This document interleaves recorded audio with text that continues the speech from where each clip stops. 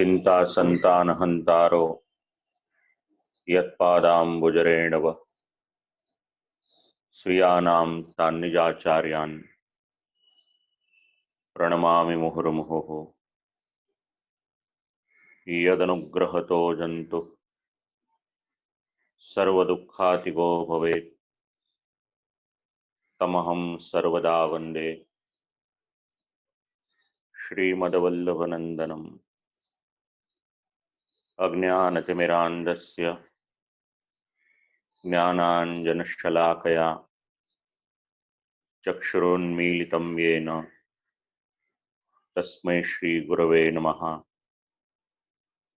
नमामि हृदये शेषे लीलाक्षराब्धिशायिनं लक्ष्मीसहस्रलीलाभिः सेव्यमानं कलानिधिं चतुर्भिश्च चतुर्भिश्च चतुर्भिश्च त्रिभिस्तथा षड्भिर्विराजते योऽसौ पंचदा हृदय मम।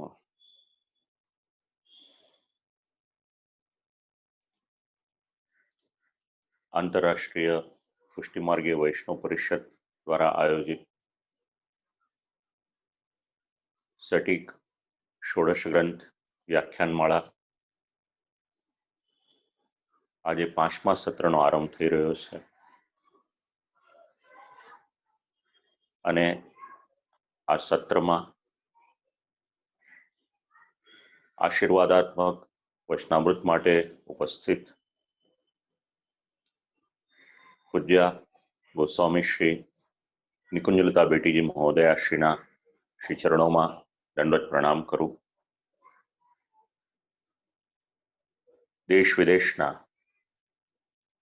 જે પણ ભગવદીય વૈષ્ણવો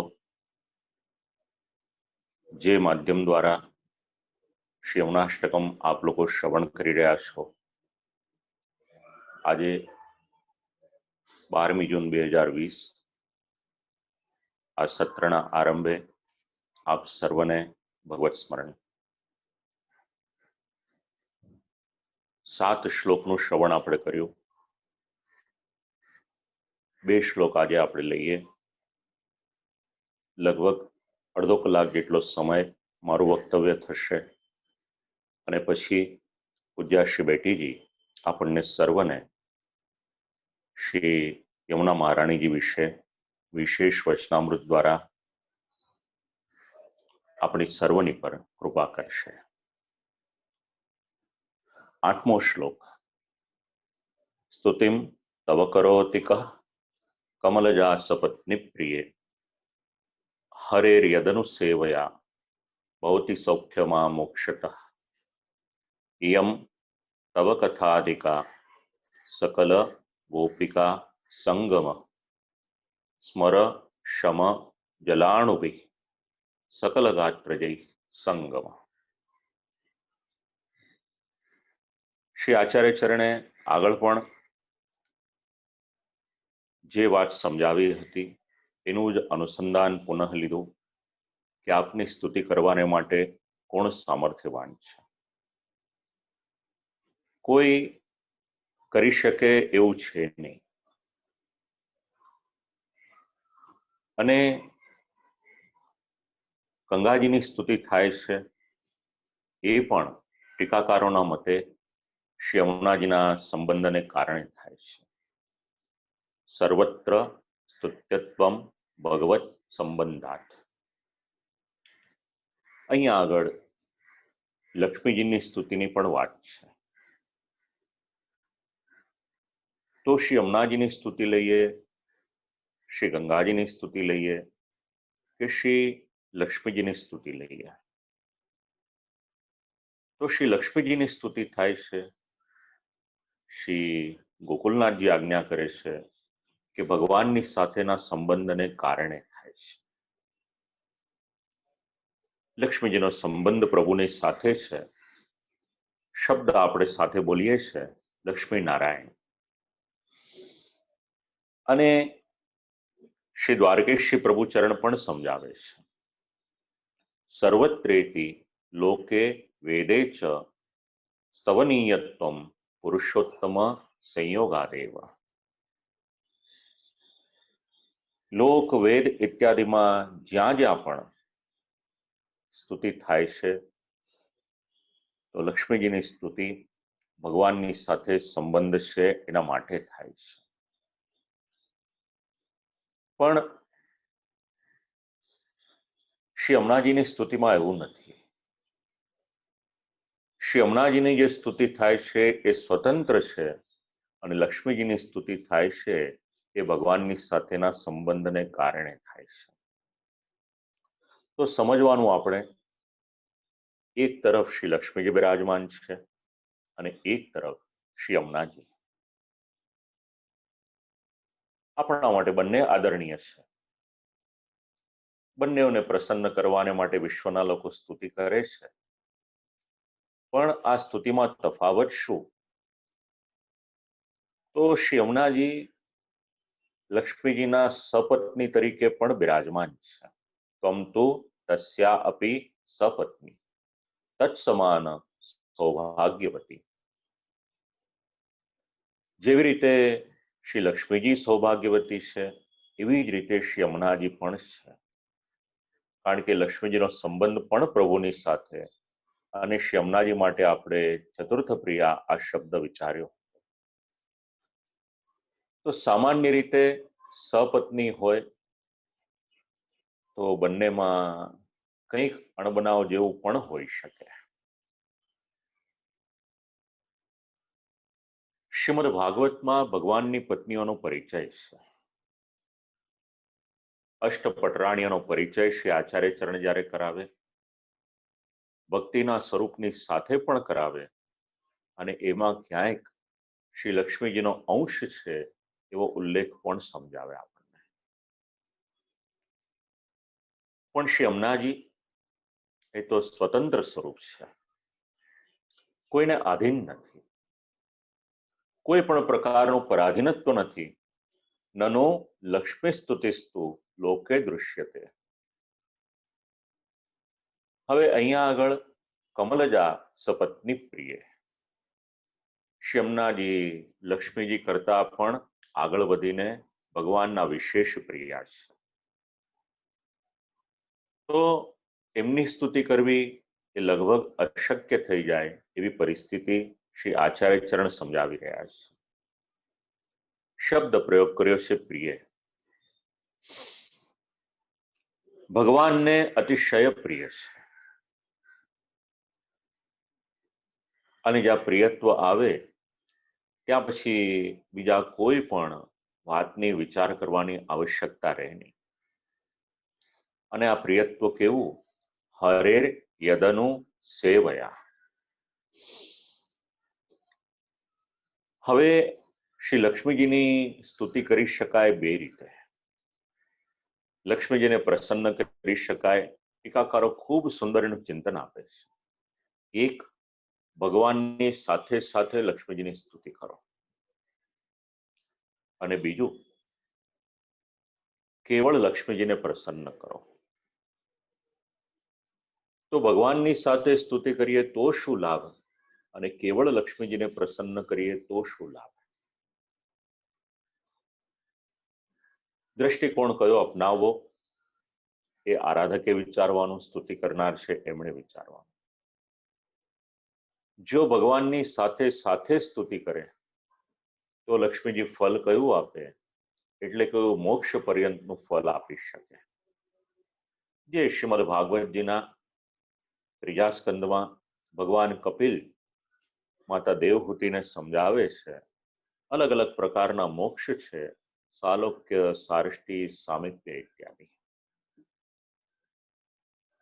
તો ભગવાનની સાથે જોડાયેલા લક્ષ્મીજી હોય તો આમાંથી એક પ્રકારનો મોક્ષ આપી દે.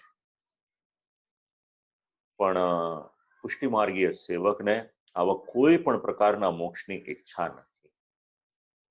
કારણ કે સંપ્રદાય એવું સમજાવે છે, ટીકાકારો એવું સમજાવે છે કે સાલોક્ય વગેરે મોક્ષ પણ મળી જાય તો એનાથી પુષ્ટિમાર્ગીય સેવક વધારે પ્રસન્ન નહીં થઈ જાય. એ તો ભગવાનમાં ભળી જશે તો પણ પ્રસન્ન નહીં થાય. એના હૃદયને આનંદ ક્યારે આવશે? જ્યારે એ ભગવાનની સેવા કરી શકશે ત્યારે. તો લક્ષ્મીજીનું આરાધન કરો, ભગવાનની સાથે કરો, તો આ રીતનું ફળ મળે. મોક્ષ સુખ પણ આપી શકે. અને કેવલા ભગવતા પુરુષોત્તમાદ ભેદેન સ્થિતા વિભૂતિ રૂપા.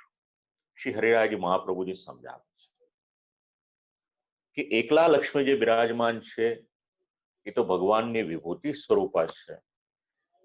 અને જો એ લક્ષ્મીજીનું આરાધન કરીએ, લક્ષ્મીજી પ્રસન્ન પણ થઈ જાય, સંપત્તિ પણ આપી દે. તો વિચાર કરવાનો કે ભગવાનની પાસે આપણે વધારે પહોંચવું હોય તો કેવળ સંપત્તિ મળે એનાથી આપણે રાજી થવાનું કે નહીં. ટીકાકારોમાં ઘણી વિશેષતા છે, પ્રમાણની સાથે વાતની રજૂઆત કરે છે. સુદામાજીને લક્ષ્મી મળે છે, સંપત્તિ મળે છે, એ છતાં પણ એવું વિચારે છે કે આ જે કંઈક મળેલું છે એ ભગવત સેવામાં એનો વિનિયોગ થાય તો ઉત્તમ છે. નહીતર લક્ષ્મીજી સંપત્તિ આપશે તો એ સંપત્તિ પ્રભુની પાસે પહોંચવામાં આપણને અડચણરૂપ થઈ જશે. ખૂબ ધ્યાન રાખવાનું છે, ઘણું જ સમજવાનું છે, ઘણો જ વિચાર કરવાનો છે. તો પ્રભુ કૃપાથી આવું કંઈક પ્રાપ્ત થાય, એનો વિનિયોગ પ્રભુ સેવામાં કરીએ ત્યાં સુધી વાંધો ના આવે.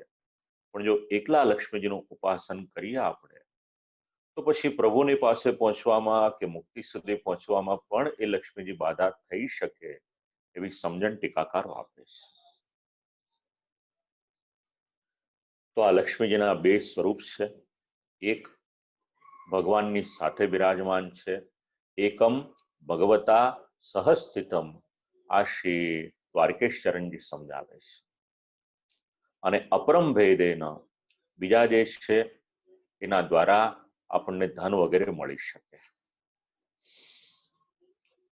તો નક્કી આપણે કરવાનું, પણ જો સંપ્રદાયની રીતે વિચારીએ તો એની કરતા અનેક ગણું સામર્થ્ય શ્રી યમુનાજીમાં છે. ઇયમ તવ કથાધિકા. લક્ષ્મીજીની તુલના કરતા શ્રી યમુનાજીમાં, શ્રી કાલિંદીજીમાં અનેક ગણું સામર્થ્ય છે. એનું નિરૂપણ શ્રી ગોકુલનાથજી સમજાવી રહ્યા છે. તેથી જો શ્રી મહારાણીમાનો આપણે આશ્રય રાખીએ તો આપણી પર કૃપા કરે. આગળનું પદ છે સકલ ગાત્ર જય સંગમાં. શ્રી ઠાકોરજી જ્યારે ગોપીજનોની સાથે ત્યાં આગળ પધાર્યા છે તો શ્રી યમુનાજીના જલમાં કેવળ પ્રસ્વેદ એટલે પસીનો કે પરસ્પિરેશન નથી થયું, પણ શ્રી ઠાકોરજીના શ્રીઅંગમાં અને ગોપીજનોના શ્રીઅંગમાં જે લીલા ઇત્યાદિ કરીને એનો જે આનંદ હતો એ આનંદનો રસ શ્રી યમુનાજીના જલમાં ભળેલો છે. આ શબ્દ જ્યારે સમજાવ્યા સકલ ગાત્ર જે સંગમાં, ત્યારે એનું નિરૂપણ ટીકાકારોએ આ રીતે કર્યું. શ્રી યમુના જલનું આ એક વિશેષ મહાત્મ્ય છે. સાક્ષાત પ્રભુના આનંદનો અનુભવ શ્રી યમુનાજીએ કર્યો છે. કારણ જ્યારે રસોત્પત્તિ થઈ તો રસ બહાર નીકળ્યો છે શ્રી ઠાકોરજીના શ્રીઅંગમાંથી અને એ જલમાં મિશ્રિત થયો છે. ખૂબ ધ્યાન રાખવા જેવી વાત છે. સકલ ગાત્ર જય સંગમાં. જો જે જલમાં ભગવાનના શ્રીઅંગમાંથી બહાર પધારેલો આવો દિવ્ય રસ હોય તો એ જલને આપણે ધ્યાન રાખવાનું કે કોઈ પણ પ્રકારે આપણે એને પ્રદૂષિત ના કરીએ. અત્યારે કોવિડને કારણે ક્લાઇમેટમાં ઘણું બધું ઇમ્પ્રુવમેન્ટ થઈ ગયું છે, પોલ્યુશન દૂર થઈ ગયું છે. સોશિયલ મીડિયા પર શ્રી યમુનાજીના જે ચિત્રો જોવા મળે છે, ખૂબ જ પારદર્શક જલના દર્શન થાય છે.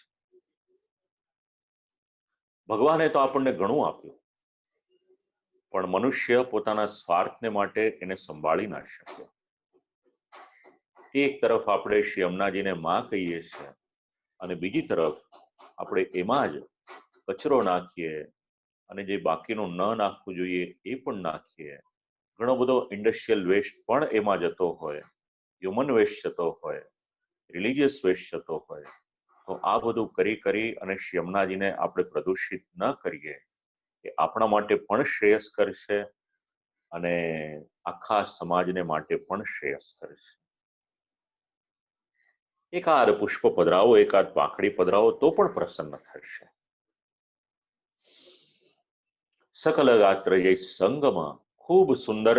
સાંપ્રત સમયની સાથે જો આપણે આ પદને લેવું હોય તો ઘણું વિચારી શકાય એવું છે. આવા શ્રી યમુનાજી, શ્રી યમુનાજીની સ્તુતિ કરતા કરતા આ 8મો શ્લોક છે એ આપણને કયું ઐશ્વર્ય આપે એટલે સમજાવ્યું. તનુનવત્વ આપવાનું સામર્થ્ય છે 8મા શ્લોકમાં છે. હવે શ્રી યમુનાષ્ટકમનો અંતિમ શ્લોક. તવાષ્ટકમિદમ મુદ્દા પઠતિ સૂરસૂતે સદા સમસ્ત દુરિતક્ષયો ભવતિ વૈ મુકુંદે રતિઃ તયા સકલ સિદ્ધયો મુરરિપુષ્ય સંતુષ્યતિ સ્વભાવ વિજયો ભવેત વદતિ વલ્લભ શ્રી હરે. વૈષ્ણવનું ઘર. નિત્ય શ્રી યમુનાષ્ટકમના પાઠ થાય. ભાગ્યે જ કોઈક વૈષ્ણવનું ઘર એવું હશે કે જ્યાં શ્રી યમુનાષ્ટકમના પાઠ ન થતા હોય. અને જે વૈષ્ણવ શ્રી યમુનાષ્ટકમનો પાઠ કરે એને લાભ કયો થાય? આ 9મો શ્લોક સમજાવે છે. તવાષ્ટકમિદમ મુદા. મહારાણીમાં આ આપનું જે 8 શ્લોકોનું વર્ણન છે એનો હર્ષપૂર્વક, આનંદપૂર્વક જે કોઈ ભગવદીય વૈષ્ણવ પાઠ કરે. ઇદમ, શ્રી દ્વારકેશ ચરણજી સમજાવે છે ઇદમ એટલે કયું? આદ્ય ગુરુ શ્રી શંકરાચાર્યજીએ પણ શ્રી યમુનાજીના યશોગાન કર્યા છે, પણ આપણે જે અનુસંધાન લેવાનું છે એ અનુસંધાન તો શ્રી આચાર્ય ચરણે જે અષ્ટકનું ગાન કર્યું એની સાથે લેવાનું છે. કારણ કે ભક્તિમય શ્રી યમુનાજીના દર્શન અગર થયા તો શ્રી આચાર્ય ચરણને થયા છે. તો આ સ્તોત્રનો, આ અષ્ટકનો પાઠ કરે. પઠતી સૂરસૂતે સદા, સૂર્યના પુત્રી. પ્રસન્નતાપૂર્વક એનો પાઠ કરે તો પહેલો લાભ શું? તો સમસ્ત દુરિતક્ષયો ભવતી. સમસ્ત પાપોનો નાશ કરવાનું સામર્થ્ય કોઈકનામાં છે તો શ્રી યમુનાજીમાં છે. તો પાપનો નાશ શેને માટે?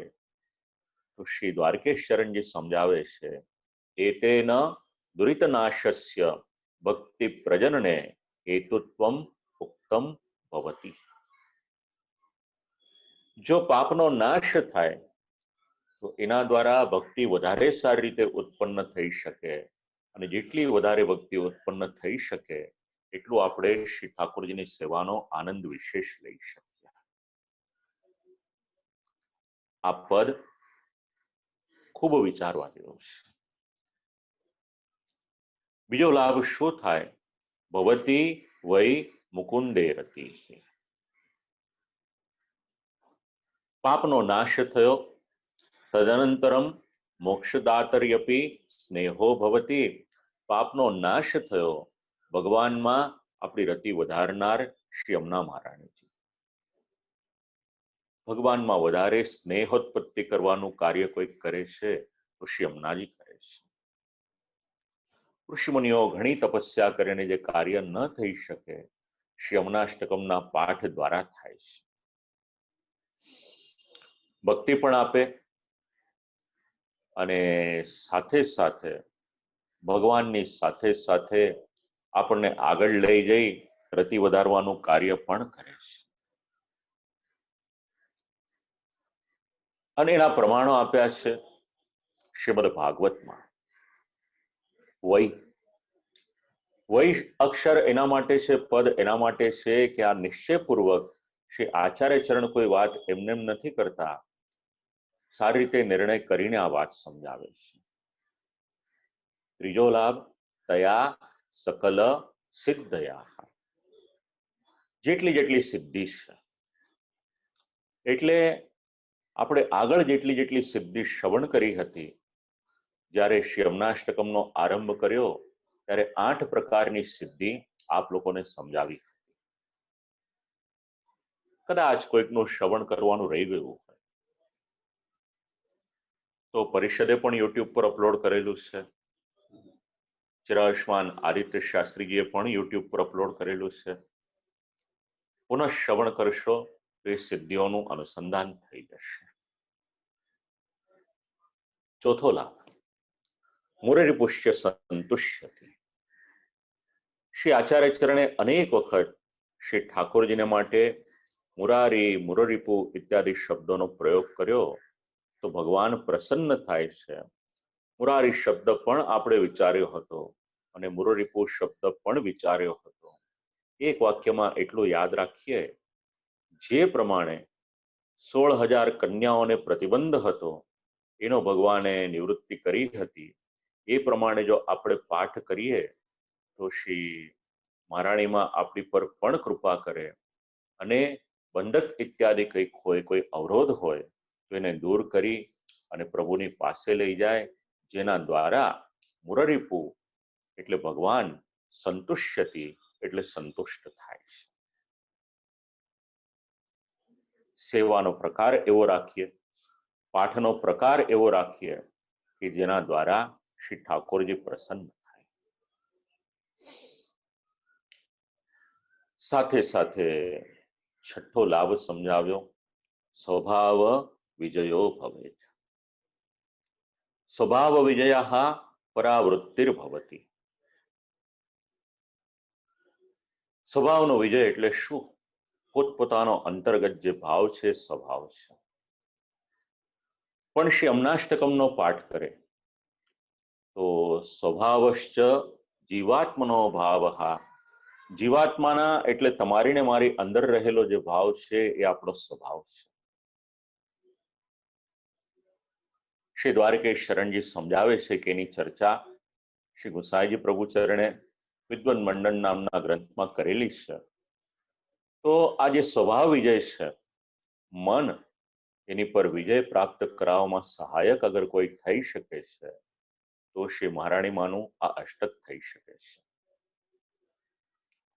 અને સાથે સાથે ભગવત સેવાને માટે આપણા જે સહજ ધર્મ છે એના ભાવાભિવૃદ્ધિ પણ અગર ક્યાંક થઈ શકે છે તો આ સ્વભાવ વિજય પદ એના દ્વારા થઈ શકે છે.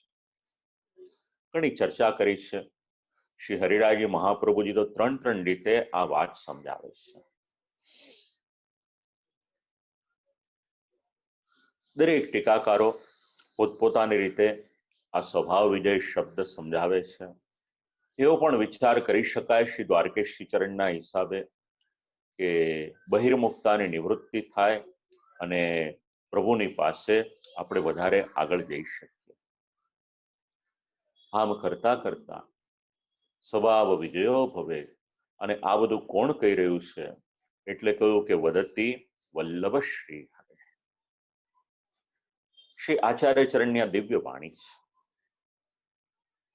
શક્ય હોય તો પૂર્ણ સમર્પણથી, પૂર્ણ આદરથી, પૂર્ણ પ્રેમથી શ્રી યમુનાજીનો પાઠ અવશ્ય કરો.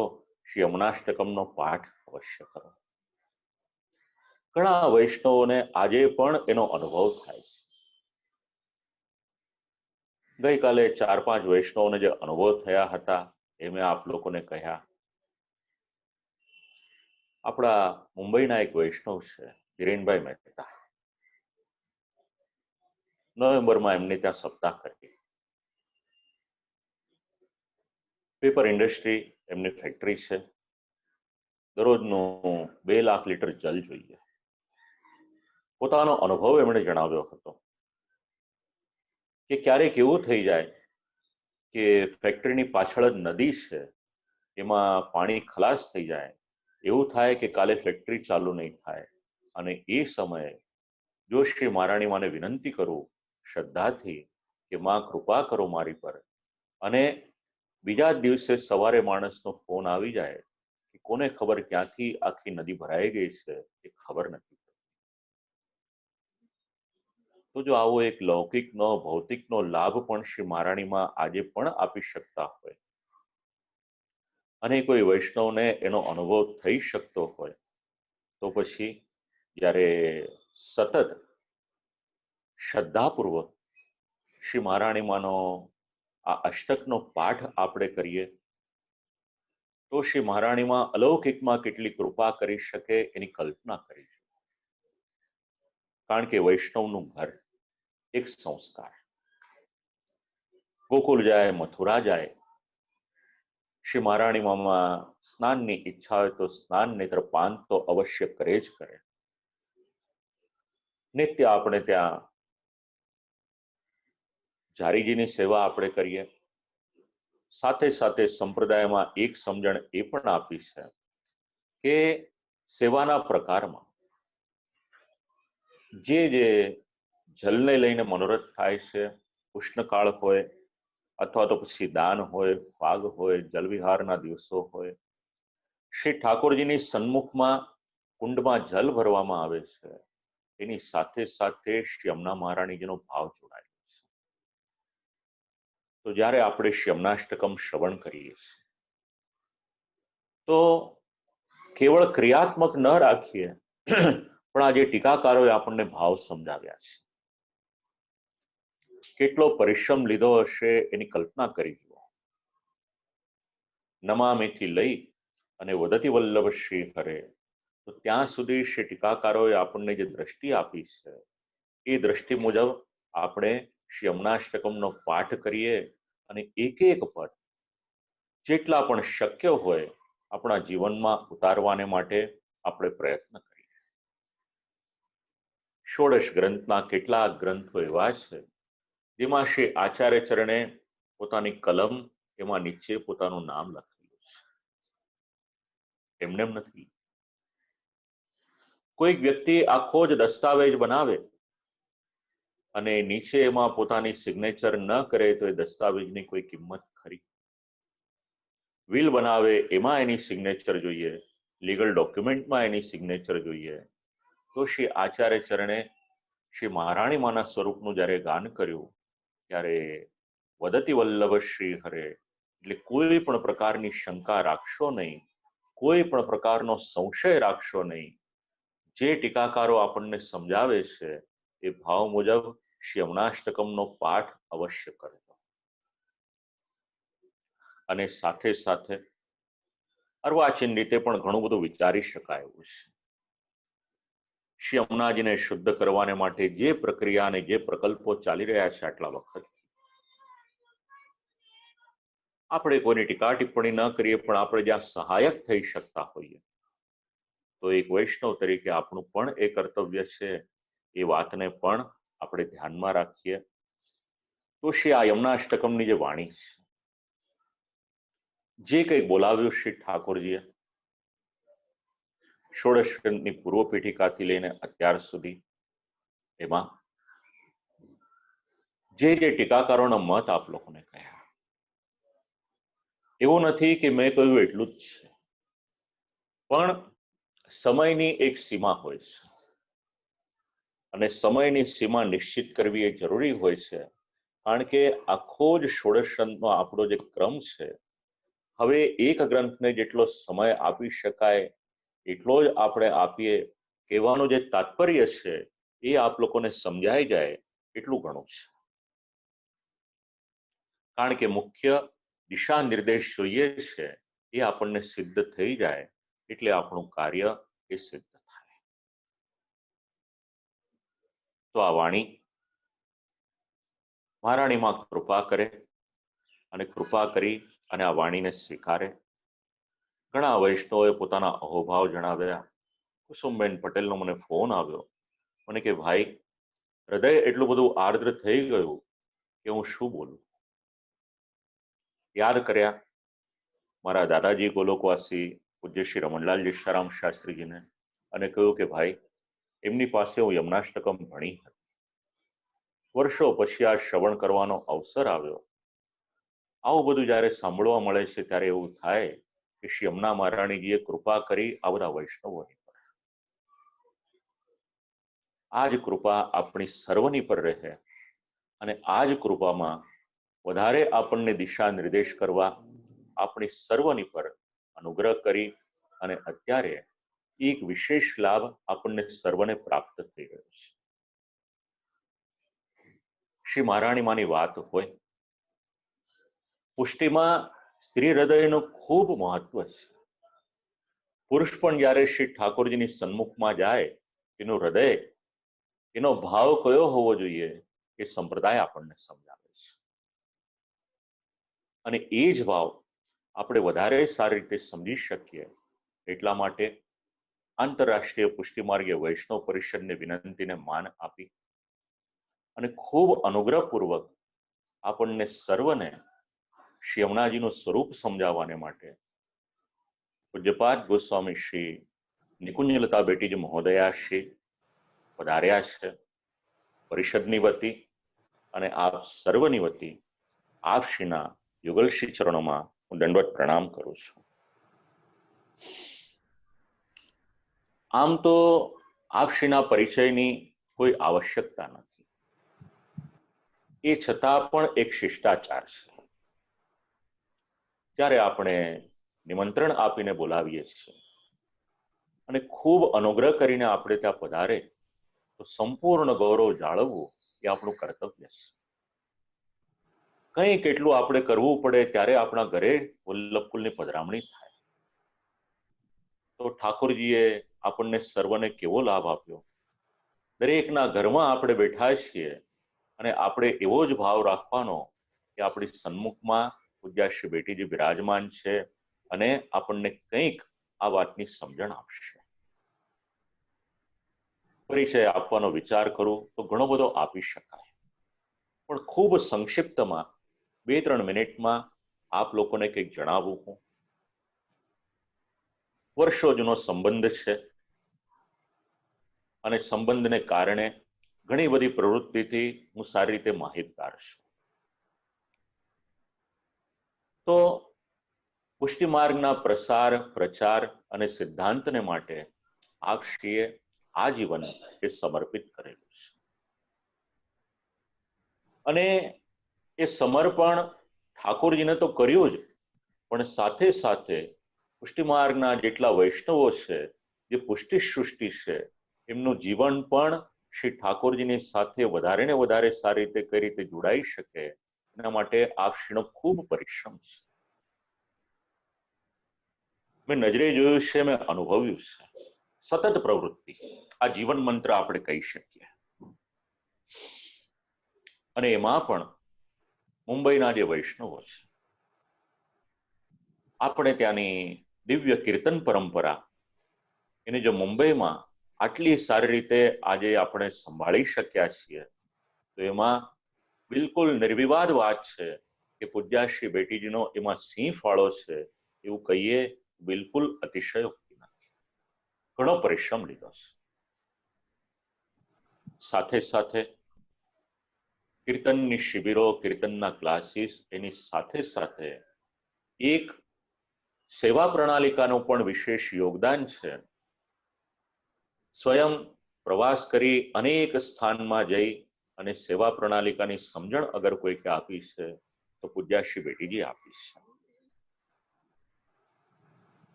સાથે સાથે પ્રતિવર્ષ શ્રી મહાપ્રભુજી, શ્રી ગોપીનાથજી પ્રભુચરણ, શ્રી કુંસાઈજી પ્રભુચરણના ઉત્સવનું વિશેષ આયોજન થાય અને આયોજન જ્યારે થાય ત્યારે આપશ્રી તો સ્વલ્પ વક્તવ્ય કરે પણ સંપ્રદાયના કોઈ વિદ્વાન બાલકને નિમંત્રણ આપે અને સાથે સાથે સંપ્રદાયના વિદ્વાનોને માટે આપશ્રીના મનમાં ખૂબ આદર ને ખૂબ ભાવ.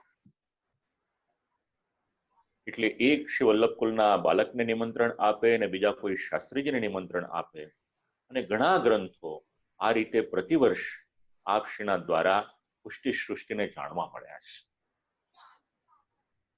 દરેક વર્ષે એવો આગ્રહ હોય કે કંઈક નવું જાણવા મળે વૈષ્ણવોને, એના માટે આપશ્રી પરિશ્રમ કર્યા. દેશ વિદેશમાં સતત પ્રવાસો કર્યા. અઘરું છે, અને ત્યાં આગળ જઈ અને વચનામૃત દ્વારા અનેક વૈષ્ણવોને સાચો માર્ગ બતાવ્યો, સંપ્રદાય શું છે એની સમજણ આપી. અને આવી રીતે અનેક પ્રકારના ભગવત કાર્યો પણ કર્યા. તો ભગવત કાર્યોની સાથે સાથે સામાજિક કાર્ય જ્યારે આવ્યા ત્યારે એમાં પણ પાછી પાની ન કરી. આપની સંસ્થા દ્વારા, આપશ્રીના ટ્રસ્ટ દ્વારા ઘણા સત્કર્મ થઈ રહ્યા છે. શૈક્ષણિક કાર્ય હોય, ગ્રંથ પ્રકાશન હોય, અથવા તો જેવી રીતે અત્યારના આ વિપત્તિ આવેલી છે વિશ્વમાં કોરોનાની, એ સમયે પણ આપશ્રીએ ઘણું જ કાર્ય કર્યું છે. એના માટે હું કંઈક આપ લોકોને જણાવું એની કરતા હું પૂજ્યાશ્રી બેટીજીને જ વિનંતી કરીશ કે આપણને સર્વને કંઈક જણાવે તો આપણને પણ ખ્યાલ આવે, એક દિશા નિર્દેશ મળે કે કઈ રીતે આપણે પણ ભવિષ્યમાં વિચારવું જોઈએ. અને એમને એમ નથી કહેતો, આપશ્રીના ટ્રસ્ટની સાથે જોડાયેલા શ્રી બાલકૃષ્ણભાઈ પોપાવાલા લગભગ 2.5-3 મહિનાથી આ બધા વેબિનારમાં જોડાયેલા છે અને એમની સાથે ઘણો જૂનો સંબંધ છે. આજે એમનો જન્મદિવસ પણ છે, એ પણ જોડાયેલા છે આપણી સાથે, એ પણ સાક્ષી છે.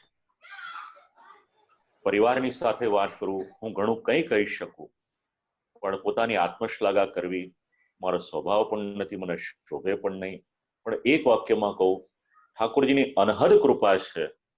ક્યારે પણ કોઈ પણ વૈષ્ણવને કથા કરાવી હોય તો બેટીજી નામ અવશ્ય આપે કે કૃષ્ણદત્ત શાસ્ત્રીજીની પાસે જાઓ, ઠાકોરજીની કૃપા રહેશે. તો આજે અનુગ્રહ મારા પિતૃચરણ પર, મારા સમસ્ત પરિવાર પર, ચિરાયુષ્માન આદિત્યની પર.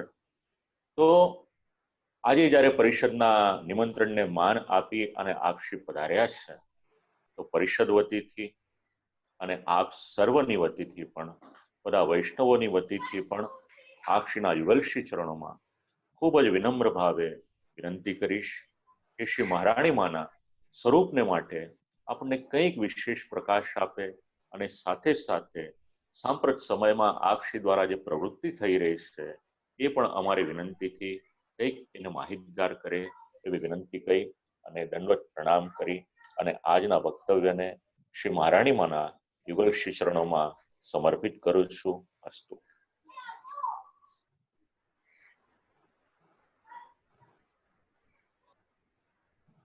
શરૂ કરું શાસ્ત્રીજી? જી જી જી.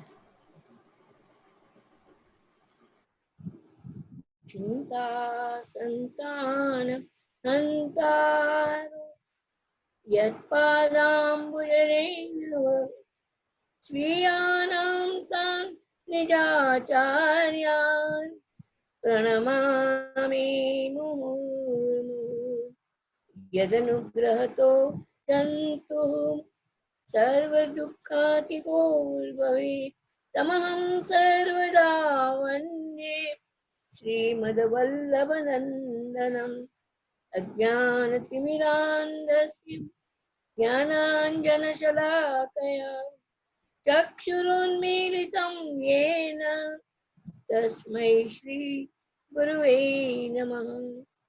નમામિ હૃદયે શેષે લીલાક્ષિરાબ્ધિશાયિनं લક્ષ્મી સહસ્રલીલાભિ સેવ્યમાनं કલાનિધિં ચતુર્ભીષ્ટસ્ત્રિભીસ્તથા ષડભીર્વિરાજતે યોऽસૌ પંચધા હૃદયે મમ.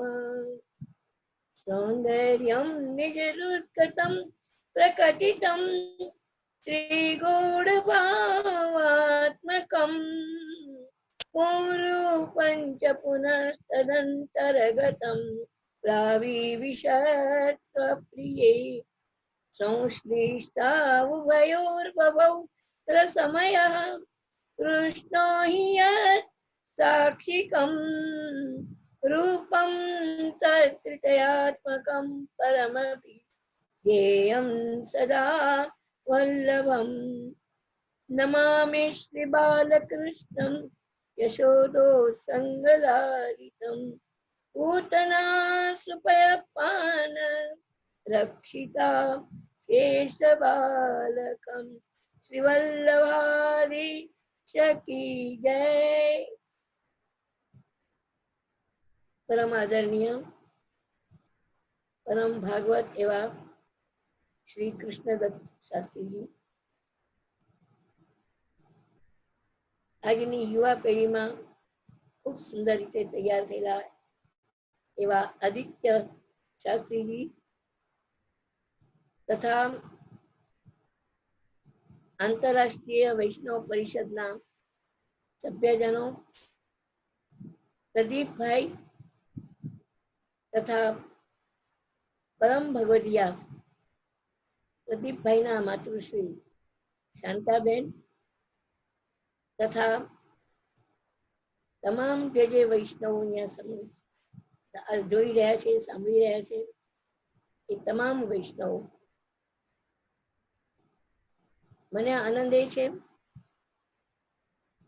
કે આજે આંતરરાષ્ટ્રીય પરિષદ તરફથી જે હું અહીં ઉપસ્થિત થઈ છું શ્રી રમણાજીનું સ્મરણ કરવા માટે,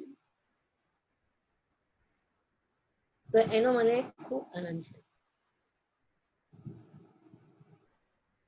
જે ષોડશ ગ્રંથ સત્ર ચાલુ થયું છે, જેમાં હમણાં જ કૃષ્ણદત્ત શાસ્ત્રીજીએ ષોડશ ગ્રંથમાં યમનાષ્ટક પ્રથમ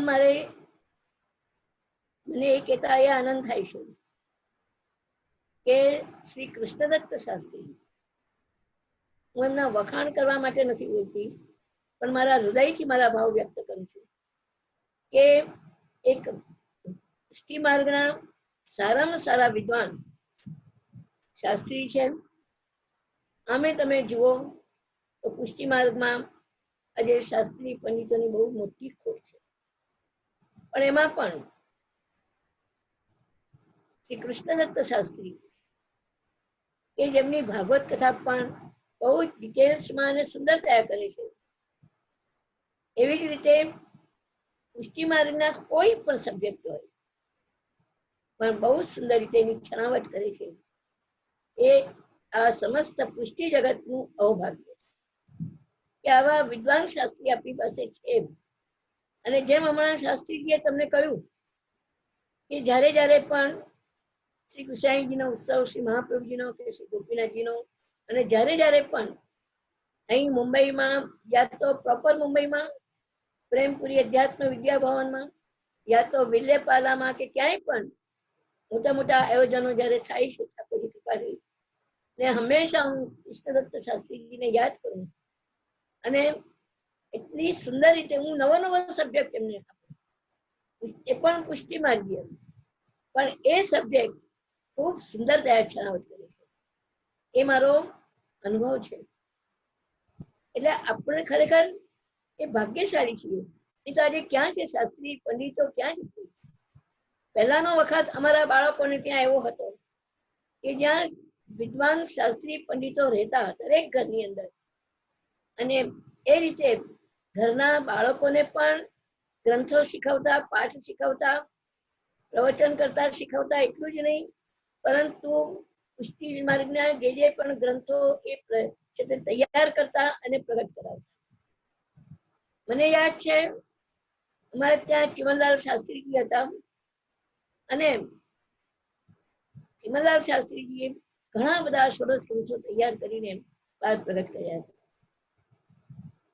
એટલે આવા શાસ્ત્રી પંડિતો આજે પુષ્ટિ માર્ગમાં ખૂબ જરૂર છે. અને આનંદનો વિષય એ છે કે એમના ચિરંજીવ આદિત્ય, તો કે હું તો એને આદિત્ય જ કહું છું, શાસ્ત્રીજી નથી કહેતી કે શાસ્ત્રીજી લેવલ ઉપર છે એમનું આદિત્યનું. એટલા બધા તૈયાર છે આદિત્યભાઈ કે હું એમને ખૂબ પ્રેમથી આદિત્ય કહીને કહું છું. ત્યારે આવા તૈયાર હતા શાસ્ત્રી પંડિતો. મને યાદ છે કે જ્યારે આદિત્યની જનોઈમાં ઊંઘ આવેલી, કારણ કે અમારો સંબંધ અમારા સુરત પાવાને ખાસ કરીને અમે મથરેશ દાદાભાઈ અમે લોકો બધાનો જે સંબંધ શાસ્ત્રીજી સાથેનો પરંપરાથી છે. હું રમણલાલ શાસ્ત્રીજીને પણ મળી છું. રમણલાલ શાસ્ત્રીજી અમારા મથરેશ દાદા ખાસ એમના અંગત શાસ્ત્રી તરીકે હતા. બરાબર ને શાસ્ત્રીજી? અરે એવી રીતે નિરંજન શાસ્ત્રીજી કે જેની કથામાં અવારનવાર મારે કોઈ પણ રીતે જવાનું થતું, અને એ પણ બહુ જ સારા વિદ્વાન હતા, અને એ પણ સારા એક વક્તા હતા. ભાગવતના સુંદર કથાકાર હતા. અને એ પછી પરંપરામાં કૃષ્ણદત્ત શાસ્ત્રીજી, અને આજે એ જ પરંપરામાં આદિત્ય એ પણ એક શાસ્ત્રી તરીકે સારા તૈયાર થઈ રહ્યા છે. અને હું યાદ કરું તો એમની જનોઈમાં ગઈ હતી જ્યારે બહુ નાના હતા, અને આજે પણ એ શબ્દો મારા કાનમાં ગુંજે છે. કડકડાટ આમ વેદના મંત્રોચ્ચાર કરાવેલો ત્યારે નિરંજન શાસ્ત્રીજી એમની પાસે એટલી સુંદર રીતે કરેલો. અને ખરેખર આવા સુયોગ્ય સુપાત્ર આ જે પરંપરા જે વિદ્વાનોની છે, એના માટે મારી પાસે કોઈ પણ શબ્દ અભિવ્યક્ત કરવા માટે ખરેખર શાસ્ત્રીજીને હું ખૂબ ધન્યવાદ આપું છું. અને તેમાં એ ભાગવત કથા તો સુંદર કરે અને કોઈ પણ કરી શકે, પરંતુ જે પુષ્ટિ માર્ગના ગ્રંથો છે એ તો જેને આ ટીકાઓ વગેરેથી હસ્તગત હોય એ જ કરી શકે છે. એક બે વખત મેં આ સોરસ ગ્રંથ શરૂઆત થઈ, અથવા તો એને પહેલા શ્રી ગોપીનાથજીનો ગ્રંથ એ પણ છે તે એક બે વખત સાંભળ્યો તો, હમણાં સોરસ ગ્રંથમાં પણ સાંભળ્યું હતું. તો એટલી સુંદર રીતે એમને ટીકા સહિત જે કહ્યું, મને તો એવું લાગે છે કે યમનાષ્ટકનું બધું એમને ભરપૂર તમને લોકોને આપી દીધું છે. ખરેખર આના માટે કોઈ શબ્દ વધારે કહી શકતી નથી. અને આજે મારે પણ શ્રી યમુનાજી વિશે જ કહેવાનું છે, તો કે મને નથી લાગતું કે શ્રી યમુનાજી વિશે કંઈ પણ બાકી રહ્યું હોય. અને છતાં પણ શ્રી યમુનાજી મારા હૃદય કમલમાં બિરાજીને અને જે પણ આજ્ઞા કરશે, બસ યમુનાજી અંદરથી ધક્કો મારશે ને એ મારી વાણી પવિત્ર કરીશ. વિશેષ શું કહી શકું. હવે આજે જે યમનાષ્ટક પૂરો થયો, પરંતુ યમનાષ્ટક પૂરો થયો એવું માનવાની જરૂર નથી. શ્રી યમુનાજી તો નિત્ય આપણા હૃદયમાં વહેતા જ હોય છે અને મહારાણી રૂપે બિરાજતા જ હોય છે, સાક્ષાત શ્રી યમુનાજી. ત્યારે આ ગ્રંથ આમે તમે સોરસ ગ્રંથ જુઓ તો એ કેવળ સાંભળવાનો વિષય નથી, પણ આચરવાનો વિષય છે. સોરસ ગ્રંથ શ્રી મહાપ્રભુજીએ એવો ગ્રંથ છે, આમ જુઓ તો જેની શરૂઆત હમણાં જ તમે સાંભળી, યમનાષ્ટક થી જે શરૂઆત થઈ અને સેવા ફળ સુધી પહોંચે છે. શ્રી આચાર્ય ચરણે નિબંધો લખ્યા, એમાં સર્વ નિર્ણય, પછી છે તે સર્વ નિર્ણય, એ બધા ગ્રંથો લખ્યા. એ ઉપરાંત સુબોધનીતિ લખ્યા, ઘણું બધું શ્રી આચાર્ય ચરણે લખ્યું. પરંતુ પોતાનું મૂળ જે કે એક વૈષ્ણવ જયારે બ્રહ્મ સંબંધ લે છે, અને બ્રહ્મ સંબંધ લીધા પછી એનું જીવન કેવું હોવું જોઈએ, કઈ રીતે આગળ વધાય. કારણ કે આપણે ત્યાં બ્રહ્મ સંબંધ શેને માટે છે? બધા જ વૈષ્ણવો જાણે છે કે બ્રહ્મ સંબંધ સેવા માટે છે, બરાબર? ત્યારે સેવા માટે એટલે કેમ? જયારે ઠકરાણી ઘાટ પર પોળેલા શ્રી આચાર્ય ચરણના હૃદયમાં ત્યારે ચિંતા થઈ કે જીવ દોષથી ભરેલો છે અને પ્રભુ નિર્દોષ છે, અને મારે સેવા માર્ગ પ્રગટ કરવો છે, અને સેવા માર્ગથી જ એ જીવ પુષ્ટિની અંદર આગળ વધી શકશે, અને એ દ્વારા એ સ્વરૂપાનંદનું પાન કરી શકશે. તો એવા જીવને વધારવા માટે સેવા ખૂબ જરૂરી છે.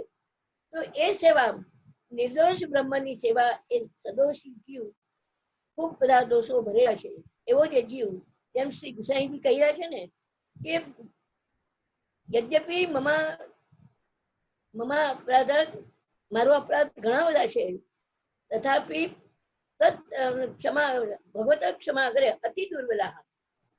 ભગવત સામે તો અમારા અપરાધો પણ દુર્બલ બની જાય છે, એટલી બધી પ્રભુની કૃપા છે. ત્યારે એવા દોષથી ભરેલો જે જીવ, અને જ્યારે શ્રી મહાપ્રભુજી પાસે ઠાકોરજી સ્વયં પધાર્યા.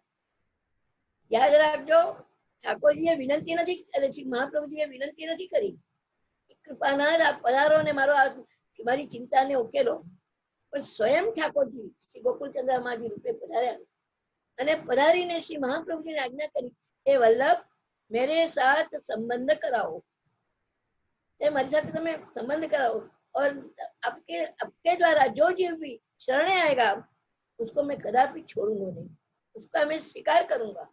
એટલું જ નહીં, પણ वो जो कुछ भी मुझे धरेगा तो मैं साक्षात अंगीकार करूंगा। આટલી મોટી વસ્તુ ઠાકોરજીએ એ વખતે જે વચન આપ્યું, કારણ કે શ્રી મહાપ્રભુજીની વિચાર પ્રમાણે અને એમની વિચારધારા પ્રમાણે આખું માનસી સુધી પહોંચવાનું છે। તો સેવા માર્ગ છે એ એમને સેવા કરીને બેસી જવાનો માર્ગ નથી, પરંતુ આપણે ઠેઠ માનસી સુધી પહોંચવાનું છે। શ્રી મહાપ્રભુજીએ સેવાની અંદર પણ આજ્ઞા કરી સિદ્ધાંત મુક્તાવલીની અંદર કે માનસી સા પરામતા કૃષ્ણ સેવા સદા કાર્યા માનસી સા પરામતા ચેતસ્તત સેવનમ પ્રવણમ સેવા તત્ સિદ્ધે તનુમિતિ। ત્યારે આટલી મોટી આજ્ઞા ઠાકોરજી શ્રી મહાપ્રભુજી કરી છે। એટલે એ માનસી સુધી પહોંચવા માટે બ્રહ્મ સંબંધ જેમ જરૂરી છે એટલું જ નહીં, પરંતુ બ્રહ્મ સંબંધ દ્વારા આપણું મન આપણું જીવન એવું બને કે જે માનસી સુધી પહોંચી શકીએ સેવા કરતા કરતા। એટલે તો આપણું sublimation of mind and sublimation of life આ બંને આપણે છે તે ઠાકોરજીની સેવા કરતા કરતા પહોંચવાનું છે। ત્યારે હવે ત્યાં પહોંચવા માટે સૌથી મોટી ઈચ્છક એ છે કે માનવીનું મન કેવું। શ્રી મહાપ્રભુજી જેમ યમનાષ્ટકમાં આજ્ઞા કરે છે ને કે મમ મનસી સ્થિયતા, એ યમને આપ ક્યાં પધારો કે મારા મનમાં પધારો। પહેલા મનમાં હશે તો હૃદયમાં આવશે, પણ મનમાં જ નહીં હોય તો હૃદયમાં ક્યાંથી આવવાનું। એટલે આ આખી જે લિંક છે તો ત્યાં એ માનસી સુધી પહોંચવા માટેની જે આ સેવાની જે લિંક છે, તો એ સેવામાં આગળ વધવું કેવી રીતે। આપણે જોઈએ છીએ ઘણી વખત કે 80 ને 90 વર્ષ સુધી પણ સેવા કરનારને પણ આપણું માનસ તો પાછું એવું ને એવું જ હોય છે। તો ત્યાં સુધી જે પહોંચવું હોય એના માટે એ જરૂરી છે કે આપણું જીવન આપણું માઇન્ડ એવી રીતે બને કે જેથી આપણે ત્યાં સુધી પહોંચી શકીએ।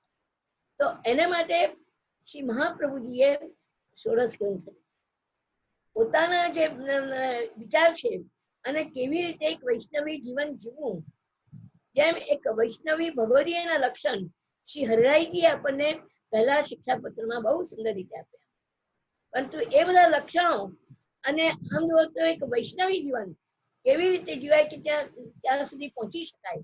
અને બીજી રીતે આપણે જોઈએ તો 84 ને 252 વૈષ્ણવ શ્રી મહાપ્રભુજી ને શ્રી ગુસાઈજીના વિશેષ કૃપાપાત્ર હતા। તો એવા આપણે પ્રભુના કેવી રીતે બનીએ, ત્યારે એને માટે આ 16 ગ્રંથો, આ ષોડશ ગ્રંથો જે 16 ગ્રંથો છે એની અંદર આખી વૈષ્ણવી જીવન જીવવાની બહુ સુંદર પદ્ધતિ બતાવી। અને એટલું જ નહીં, પણ આપણા મનને પ્રભુ સુધી લઈ જવા માટે કેવી રીતે શુદ્ધ કરવું।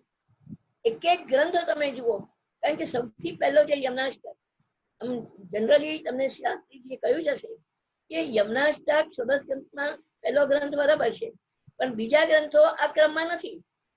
કારણ કે બીજા ગ્રંથો એ રીતે શ્રી હરિરાયજીએ, શ્રી પુરુષોત્તમજીએ અને શ્રી દ્વારકેશજી આ 3 જણાએ છે તે આપણને એની બતાવી છે।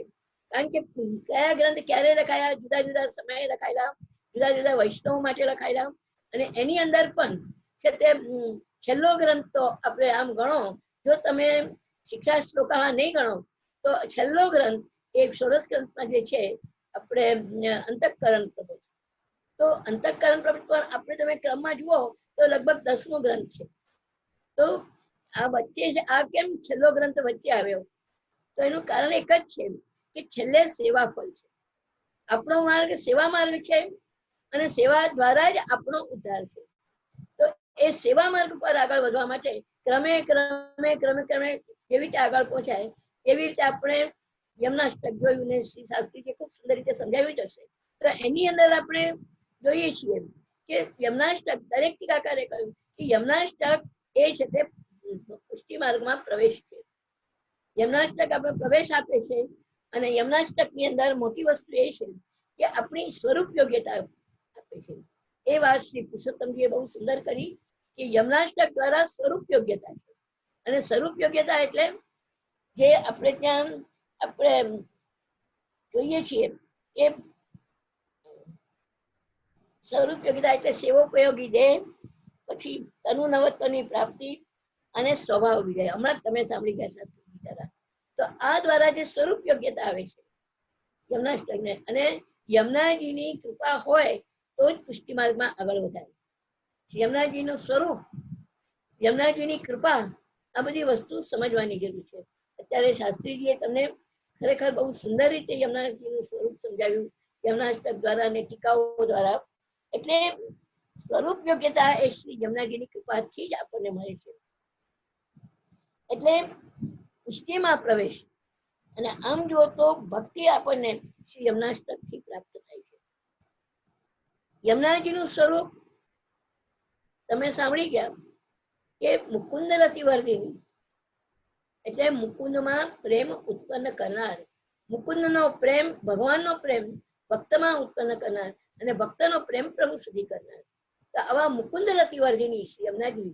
અને આમે પણ તમે જુઓ તો જ્યારે પ્રભુને પોતાનો કૃપા શક્તિ ઉત્પન્ન કરવાની ઈચ્છા થઈ ત્યારે શ્રી યમુનાજીને આજે આ સાથે એક વાત કહી શકું છું કે યમુનાજીનું પ્રાગટ્ય ક્યારે,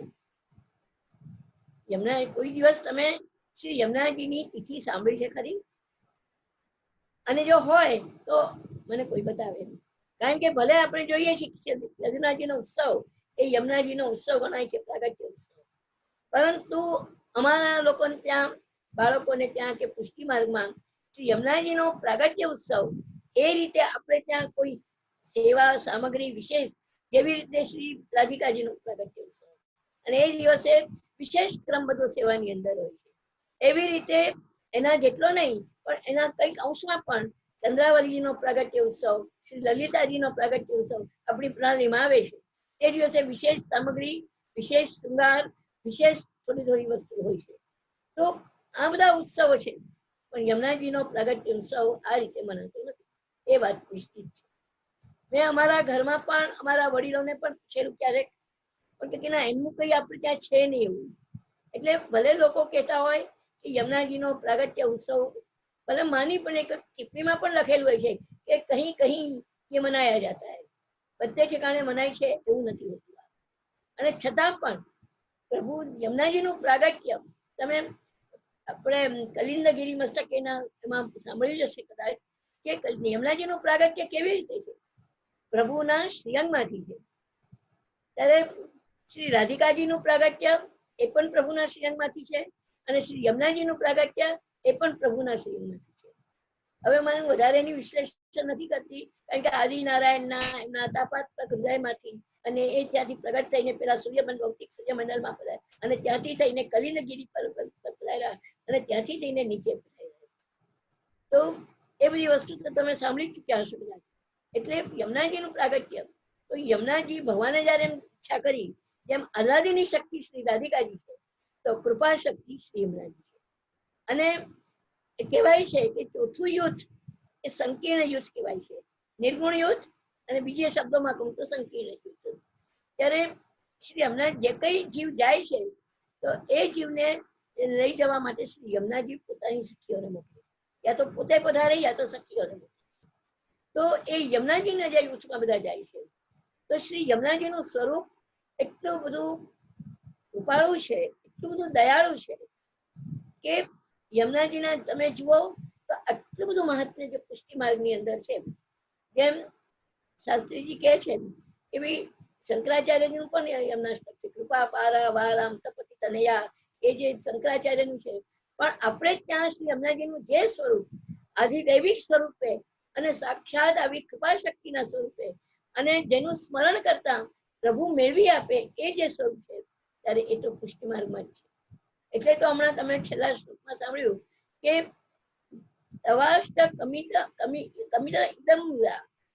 જે કોઈ પણ આ યમુનાષ્ટકના પાઠ કરશે, બધા પાઠોની વાત નથી, બધા બનાવેલા પાઠોની નથી. આપણે ત્યાં જેમ શ્રી યમુનાજી ઉપર શ્રી ગુસાઈજીએ ખૂબ સુંદર લખ્યું છે, નમો દેવી યમુને, નમો દેવી યમુને, હર કૃષ્ણ મિલરાંતરાયમ, નિજનાથ માર્ગદાયિની, કુમારિકા કામ ગુરુ ભક્તિ રાયમ. એ શ્રી ગુસાઈજીનું પણ ખૂબ જ સુંદર આમ યમુનાષ્ટપદી છે.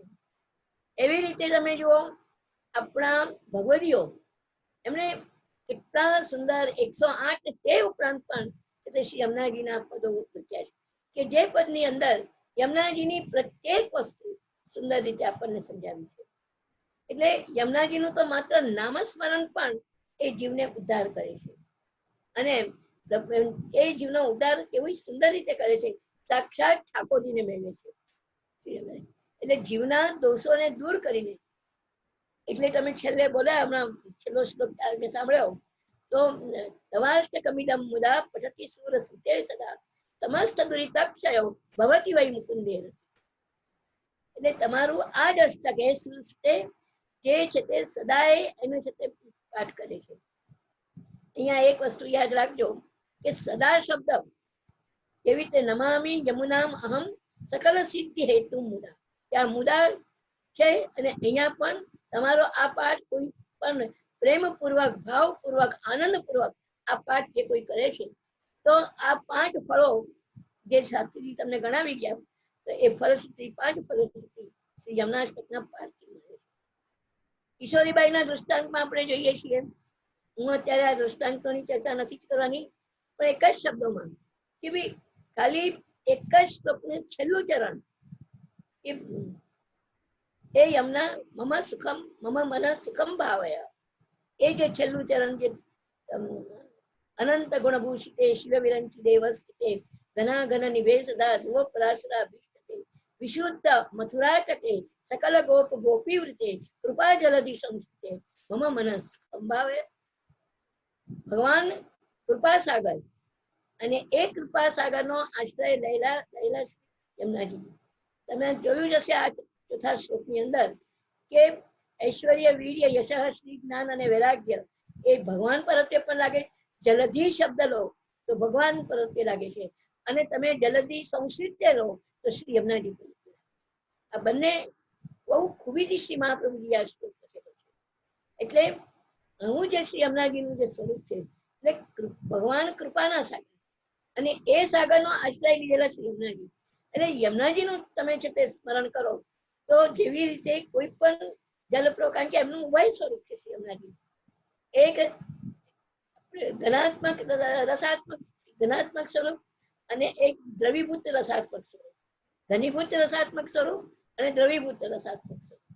ત્યારે એ તો જેને દર્શન થાય એને જ આ સમજ પડી શકે છે યમુનાજીનું આ સ્વરૂપ. ઘણા લોકોને અમારી પાસે ઘણી વખત બહુ પ્રશ્નો કરે છે કે આ યમુનાજી આમ કેમ, આ તો યમુના નદી છે. જેને નદી દેખાય એ જુદી વાત છે, જલરૂપ દેખાય જુદી વાત છે, પણ સાક્ષાત પ્રભુના સૂર્ય પ્રિયા ચતુર્થ પ્રિયા શ્રી યમુનાજી ખૂબ કૃપા કરવા માટે ઉતરવો પડાય ને કારણ શ્રી યમુનેજુ પ્રથમ આવી. ભગવાનના પ્રેમ કારણે અને ભક્તો માટેના પણ પ્રેમ કારણે શ્રી યમુનેજુ. આપની કૃપા કેટલી બધી છે અને આ કેટલા બધા દયાળુ ને કૃપાળુ છે, એનું તો શ્રી હરરાયજીએ જે પદમાં કહ્યું છે કે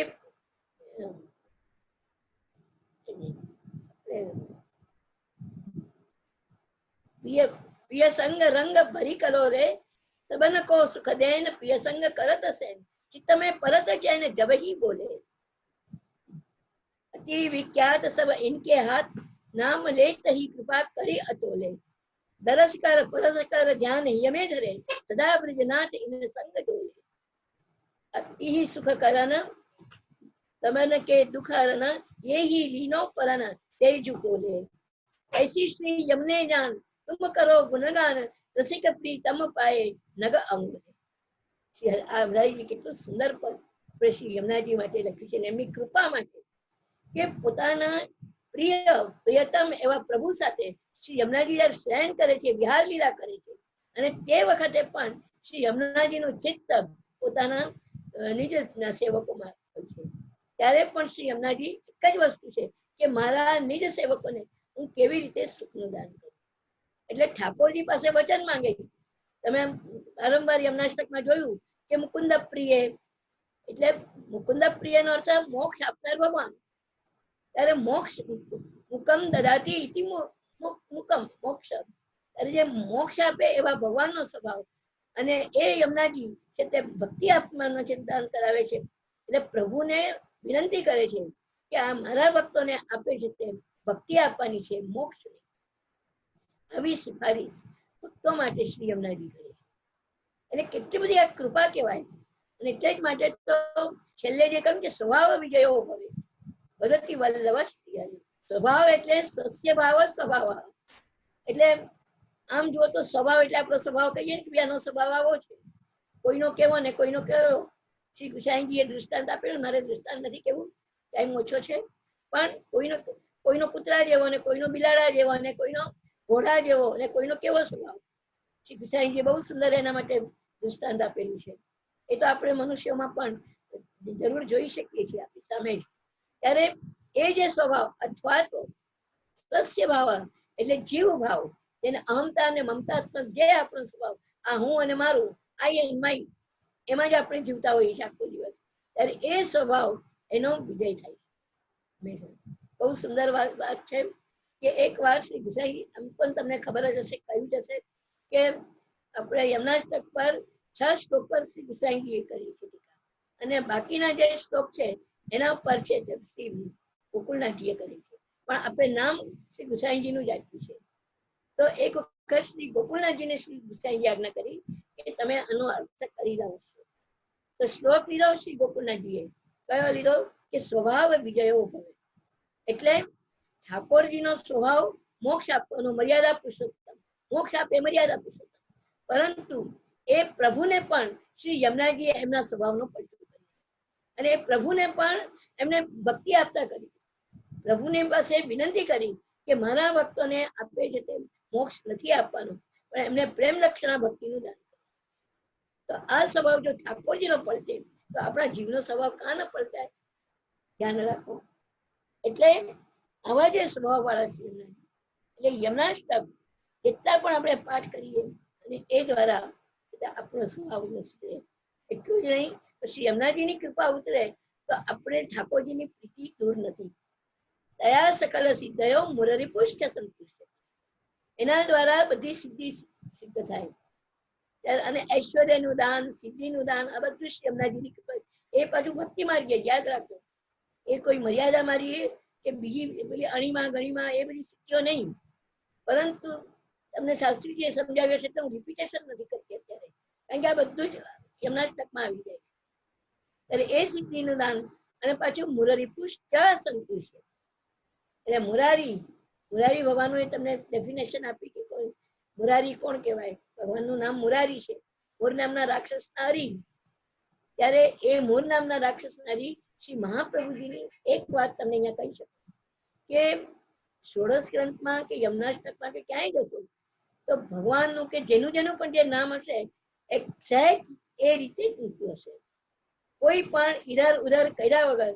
કારણ કે જેવી રીતે આપણે બાલબોધ ગ્રંથ લઈએ છીએ તો નત્વામ હરિમ પ્રવક્ષ્યામી સર્વ સિદ્ધાંત સંગ્રહમ બાલ પ્રબોધનાથાય વદામી સ્વિનિષ્ઠિતમ. તો એની અંદર કહ્યું ને કે નત્વા હરિમ પ્રવક્ષ્યામી.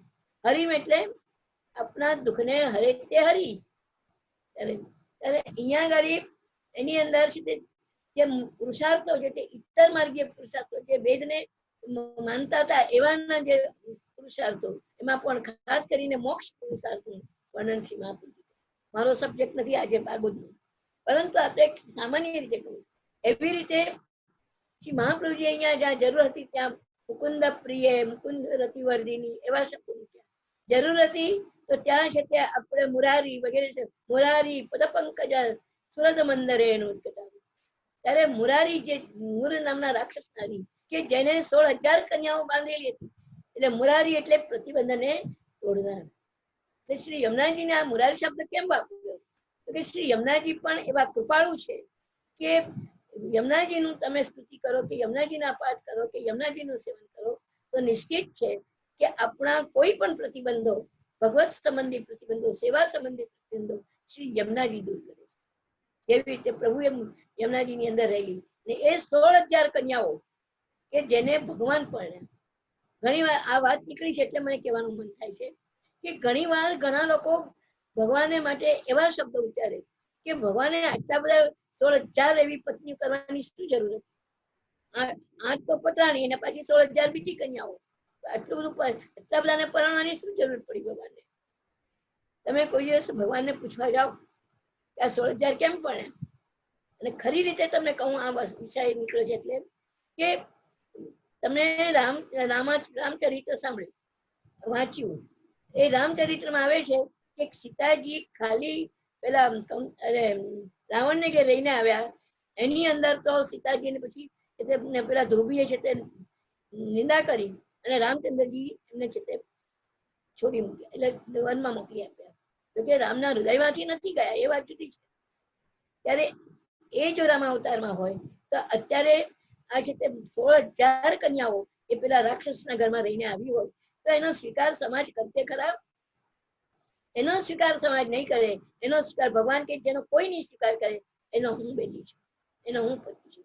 અને ભગવાને એમની સાથે લગ્ન કર્યા ત્યારે આ જે પ્રતિબંધ હતો એ ભગવાને દૂર કર્યો અને શ્રી યમુનાજીમાં જ હતો. એવી રીતે શ્રી યમુનાજી એટલે મુરારી, આ જે શબ્દ છે દરેક શબ્દ તમે યમુનાષ્ટકમાં શ્રી મહાપ્રભુજી એવું લખ્યા બરાબર એક્ઝેક્ટ વર્ડ છે.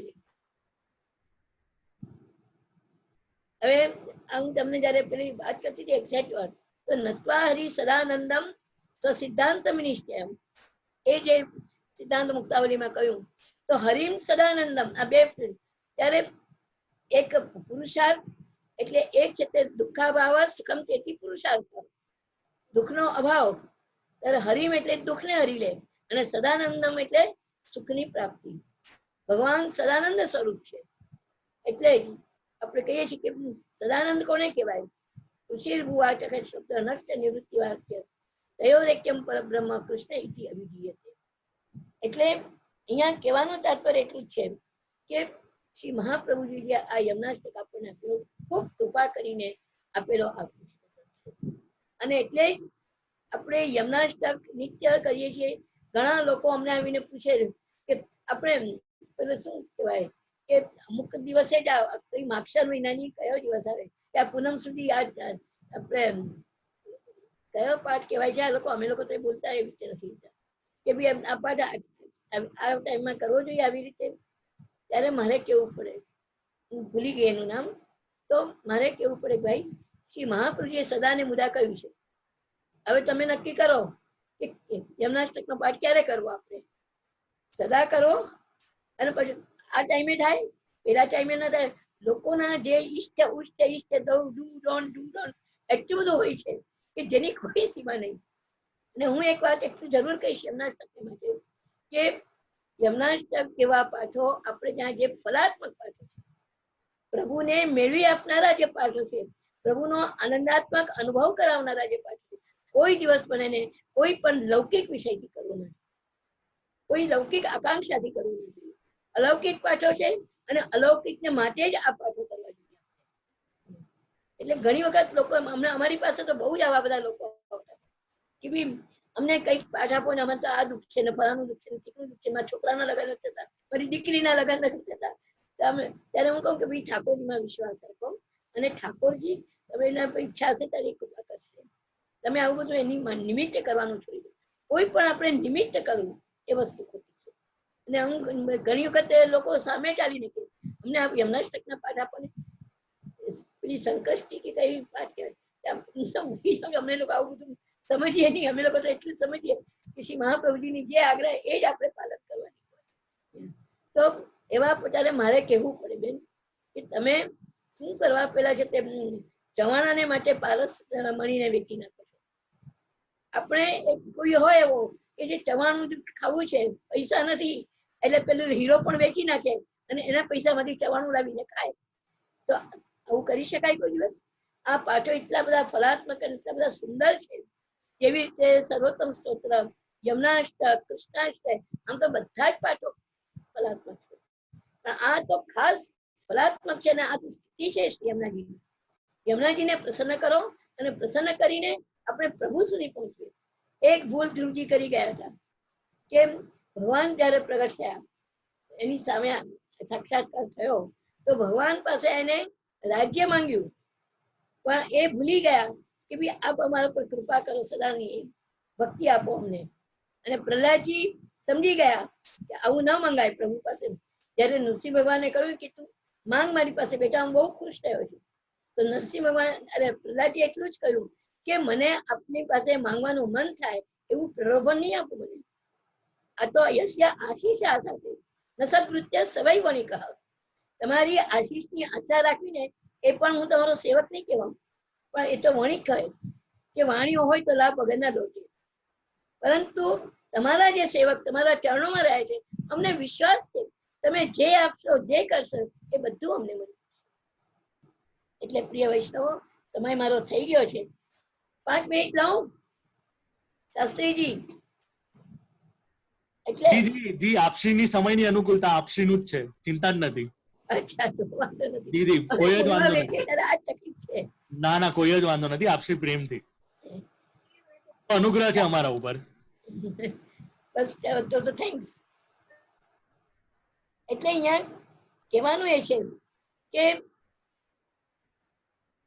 આપણી બુદ્ધિને શુદ્ધ કરવા, આપણા મનને શુદ્ધિકરણ માટે શ્રી મહાપ્રભુજીએ જે આ 16 ગ્રંથો લીધા અને જે દ્વારા આપણે માનસી સુધી પહોંચી શકીએ.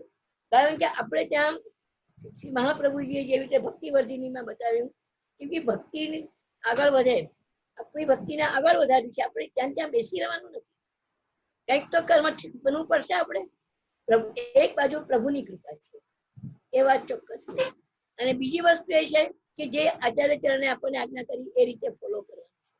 એટલે આપણે ત્યાં ભક્તિની અને પ્રેમની જે છે, આપણે ત્યાં 3 કક્ષા બતાવી: પ્રેમ, આસક્તિ અને વ્યસન. અને વ્યસન દશા પછીની આપણી જે છે એ વ્યસન દશા ગણો, આપણી માનસી ગણો કે શ્રી યમુનાજી દત્ત તનુ નવત્વ ગણો. આ બધી જ વસ્તુ એકને જ લાગુ પડે છે. શ્રી યમુનાજીની કૃપાથી તનુ નવત્વ પ્રાપ્ત થાય છે. આની પણ એક ભાનગર એક ચર્ચામાં છે કે નવતનુ કે તનુ નવત્વ. અને તનુ નવત્વ એટલી મોટી વસ્તુ આપણને શ્રી યમુનાજીની કૃપાથી મળે છે કે આ શરીરની અંદર જ જ્યારે આપણે એક દિવ્યતા મળે છે, એક પ્રભુની કૃપા મળે છે, ત્યારે આપણે ઠાકોરજીની સેવા સુંદર રીતે કરી શકીએ છીએ. જ્યાં થાક ન લાગે, કંટાળો ના આવે અને આપણે કરતા જ રહીએ સત્સંગ, સેવા વગેરે, ત્યારે એ શ્રી યમુનાજીની કૃપાથી તનુ નવત્વનું દાન આપણને એ રીતે મળે છે. તો એ રીતે ત્યારે પ્રેમ, આસક્તિ ને વ્યસન દશા, ત્યારે પહેલી વસ્તુ તો એ છે કે આપણે પ્રભુમાં પ્રેમ થવો, એ જ ભગવત કૃપા હોય છે. અને એ પ્રેમનું દાન કરનાર શ્રી યમુનાજી છે. યમુનાજી પ્રેમનું દાન, તો આપણે કહીએ છીએ કે મુકુંદ રતિવર્ધિની, તો પ્રેમનું દાન કરનારા શ્રી યમુનાજી છે. તો પ્રેમ, પ્રભુમાં જયારે પ્રેમ થાય છે, અને નહીં તો ક્યાંક પ્રભુ એવી અનાયાસે કૃપા કરે છે કે આપણને પહેલેથી જ પ્રેમ આવી, કોઈ સેવા કરતા કરતા આગળ વધીને પ્રભુમાં પ્રેમ થાય છે. અને કોઈને પહેલેથી જ એવો ઠાકોરજીમાં પ્રેમ. હું એવી વ્યક્તિને પણ જાણું છું જે નાની ઉંમર છે, કોલેજમાં છે, અને છતાં પ્રભુમાં એટલો બધો પ્રેમ છે કે ખરેખર આપણું ચિત્ત પ્રસન્ન થઈ જાય. એકદમ શાસ્ત્રીજી, તમે પણ મળેલા છો, એ વ્યક્તિનું નામ આપીશ તમને. ત્યારે આવી બહુ રેર વ્યક્તિ આપણને જીવનમાં જોવા મળે છે કે જેને વ્રજ ગમે, વ્રજ ભાષા ગમે, જેને છે તે કુદરતી જ બધા શ્રી મહાપ્રભુજીના ગ્રંથોમાં પ્રેમ હોય. તો આવો પ્રેમ તો એક કુદરતી, જેને ઠાકોરજી કહે કે ભાઈ પ્રેમ થઈ ગયો કે વ્યક્તિ શરીરથી પદાર્થ નકો કે આંતર હેતુ નહીં બહિર્પાધિત ખલું સંશ્રયતે. જેમ ભવભૂતિએ કહ્યું એમ, તો કઈ પ્રેમ થવો એ કોઈ છે તે કોઈ કારણથી નથી હોતો. ત્યારે અહીંયા ઠાકોરજી જયારે કૃપા કરે છે તો એ સહજ પ્રેમ ઠાકોરજીમાં પહોંચી જાય છે. ઠાકોરજીની વસ્તુમાં, ઠાકોરજીની દરેક વસ્તુ આપણને સારી લાગતી હોય છે. પરંતુ સેવા કરનાર વૈષ્ણવને ધીરે ધીરે પણ પ્રેમ થાય, એને માટે આ સુરસ ગ્રંથો જો આપણે ખરેખર ખાલી સાંભળવાના નથી, ખાલી વાંચવાના નથી, પણ હૃદયમાં અને જીવનમાં બંનેમાં ઉતારવાના છે. પહેલા તો આપણા જીવનમાં ઉતારવાના, પહેલા તો હૃદયમાં ઉતારવાના, અને પછી જીવનમાં ઉતારવાના છે. અને પછી ધીમે ધીમે આસક્તિ થાય છે પ્રભુની અંદર. અને આસક્તિને આ બધા દૃષ્ટાંતો આપણે 252-84 વૈષ્ણવમાં જોઈએ છીએ. જેવી રીતે કુમનદાસની આસક્તિ શ્રી ઠાકોરજીમાં હતી, કેવી હતી શ્રીનાથજી બાવામાં, કે કુમનદાસજી જયારે શ્રી ગુસાઈજી એમને બહારગામ લઈ જવા માટે લઈ ગયા, હજી તો ગિરિરાજજીના પેલા અપ્સરાકુંડમાં પડાવ રાખ્યો છે, હજી ત્યાં ગયા નથી. અને બપોરનો સમય હતો, તે વખતે કુમનદાસજી આગળ ગિરિરાજજી પર જઈને બેસી ગયા અને રડવા બેઠા. કેતે જીવ દિન બીત ગયે બિન દેખે મોહન નંદ નંદન.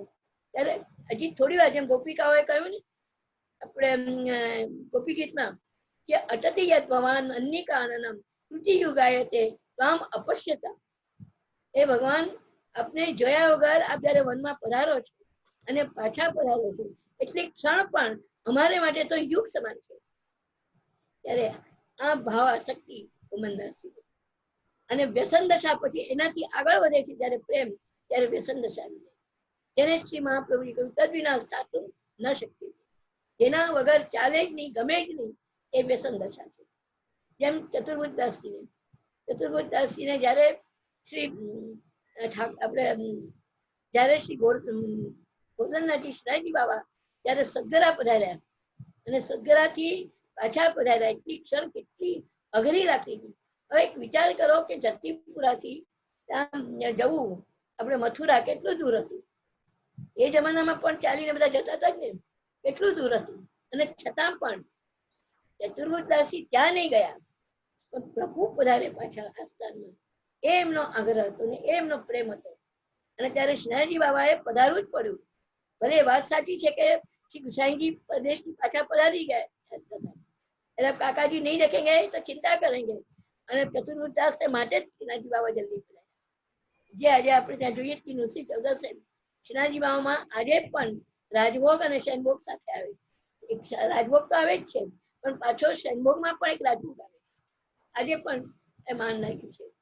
એટલે એ પછી એ વ્યસન દશા સુધી પહોંચે છે. જેમ ગજ્જન ધાવન, ગજ્જન ધાવનને પાન લેવા મોકલ્યા અક્કાજીએ નવનીતલાલજીને. ત્યારે નવનીતલાલજી શ્રી મહાપ્રભુજીના ઘરમાં પધારી ગયા હતા અને ગજ્જન ધાવન પણ ત્યાં જ રહેતા હતા. અને પાન લેવા મોકલ્યા, એક ક્ષણ પણ નવનીતલાલ વગર રહેતા નતા. અને જયારે છે તે લેવા ગયા તો એ વખતે પેલા રસ્તામાં જ બેભાન થઈ ગયા અને આ બાજુ નવનીતલાલ ભોજન કર્યા વગર બિરાજી ગયા. ત્યારે શ્રી મહાપ્રભુજીએ ભોગ ચડાવ્યા. બાબા કા હોય? તો કે મેરો ગજન આવેગો તબ મેં આરોગુંગો. એટલે આ પરસ્પરનો પ્રેમ, જે વાત ભગવાને ગીતાજીમાં કહી કે યે યથા મામ પ્રપદ્યન્તે તામ તથૈવ ભજામ્યા. જે મારું ભજન કીર્તન કરે છે એને હું સામે એવું જ ભજન. જેમ ઘણી વાર કહું છું કે ગોપિકાઓને જયારે પૂછ્યું, ભગવાન જયારે પ્રગટ થયા, તાસામ આવીર સૌરી સ્નેહમાન મુખામ્બુજઃ પીતાંબર ધરસ લગ્વી સાક્ષાત મન્મથ મન્મથ. એ પ્રભુ જયારે ગોપી ગીત ગાયું ને પછી પણ ભગવાન નહીં પધાર્યા, સાધન કોઈ પણ નહીં ચાલ્યું, ત્યારે રુરુદુ સુસરન રાજન કૃષ્ણ દર્શન. અને એ વખતે જયારે સાક્ષાત ત્યાં પ્રગટ થયા અને કોટાન કોટી મન્મથ એવા કામદેવનું સ્વરૂપ લઈને પધાર્યા. અને એ પછી જયારે ગોપિકાએ પોતાનું ઉત્તરીય વસ્ત્ર આપ્યા બિરાજવા માટે, અને ત્યારે છે તે ગોપિકાઓએ ભગવાનને ક્વેશ્ચન કર્યું કે ભાઈ આ કોને ભજો? ભજે તેને ભજો કે ભજે તેને નહીં ભજો, કે આ કોઈને ભજતા જ નથી?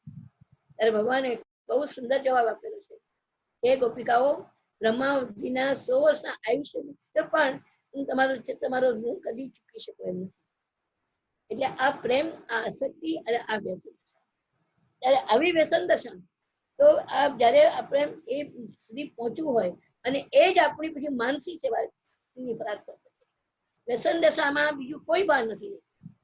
જેમ પ્રેમની 10 અવસ્થાઓ આપણા શાસ્ત્રોમાં બતાવી છે, ત્યારે હું એ ગણાવતી નથી, પરંતુ એ 10મી અવસ્થા એ મૃત્યુ છે અને 9મી અવસ્થા એ ઉન્માદ છે. તો ઠાકોરજી આપણા પોતાના ભક્તો માટે એટલો બધો પ્રેમ છે ભગવાનને કે એને મરવા સુધી પહોંચવા દેતા નથી. અને એ જ આ વસ્તુ અહીંયા જેવી રીતે આપણે ત્યાં રૂકમણીબાઈ, આપણે પેલા એમ શેઠની છોકરી કે જે છે તે સેવા કરતી હતી મદન મોહનલાલ, અને જયારે શ્રી ગુસાઈજી મણિકર્ણિકા ઘાટ પર પધાર્યા અને સંધ્યા કરતા ત્યારે રૂકમણી દંડવત કરવા આવી તો પૂછ્યું, રૂકમણી તું રોજ આવતી હશે આ ગંગા કિનારે? રૂકમણીએ કહ્યું, કૃપાનાથ 24 વર્ષે હું આજે આવી છું, કારણ કે આપ પધાર્યા છો માટે હું દંડવત કરવા આવી છું. ત્યારે શ્રી ગુસાઈજીના શબ્દો બહુ સુંદર છે કે મદન મોહનલાલ પ્રભુ કભી ભી સે ઉઋણ નહીં હોય, એટલે એનું ઋણ ચૂકવી શકશે નહીં. એ એનો પ્રેમ હતો. આ પ્રેમ, એનો બદલો કોઈ દિવસ હોઈ શકે. એટલે આવી જે વસ્તુ છે, અને એટલે જ અહીંયા મારે કઈ વધારે હવે નથી કેવું, પણ એટલું જ હું કહીશ કે પ્રેમ, આસક્તિ, વ્યસન અને ત્યાં સુધીનું આપણે છે તે માનસી સુધી પહોંચવું એ શ્રી યમુનાજીની કૃપાથી સહજ થયા. મારું આટલું જ શ્રી યમુનાજીને માટે. અને એટલા જ માટે આપણે ત્યાં જે 41 પદો છે, આમ તો 108 પદો છે, પરંતુ 41 પદોનું એક આખો ગુચ્છો છે ને લગભગ લોકો 41 પદો વધારે કરતા હોય છે. ત્યારે એ 41 જે પદો છે, તો આપણે ત્યાં શ્રી હરાઈજી, મને એવું લાગે છે કે શ્રી હરાઈજીએ આ 41 પદોની ગુંથણી કરેલી. કારણ કે મને એવો ખ્યાલ છે કે શ્રી હરાઈજી રોજ યમનાષ્ટકનો પાઠ કરતા અને પછી આપણે જેમ થયું એટલે ભગવદીઓની વાણી આ છે એની અંદર આપણે પદોની યમુનાજીના, તો એમાં પણ પછી ચાર ભગવદીઓના લીધા અને એમ કરીને તમે જુઓ કે જેટલા ભગવદીઓ હતા જેના પદો છે એમાં 4 પહેલા પોતાના છે, પછીના 4 છે તે બીજાના છે.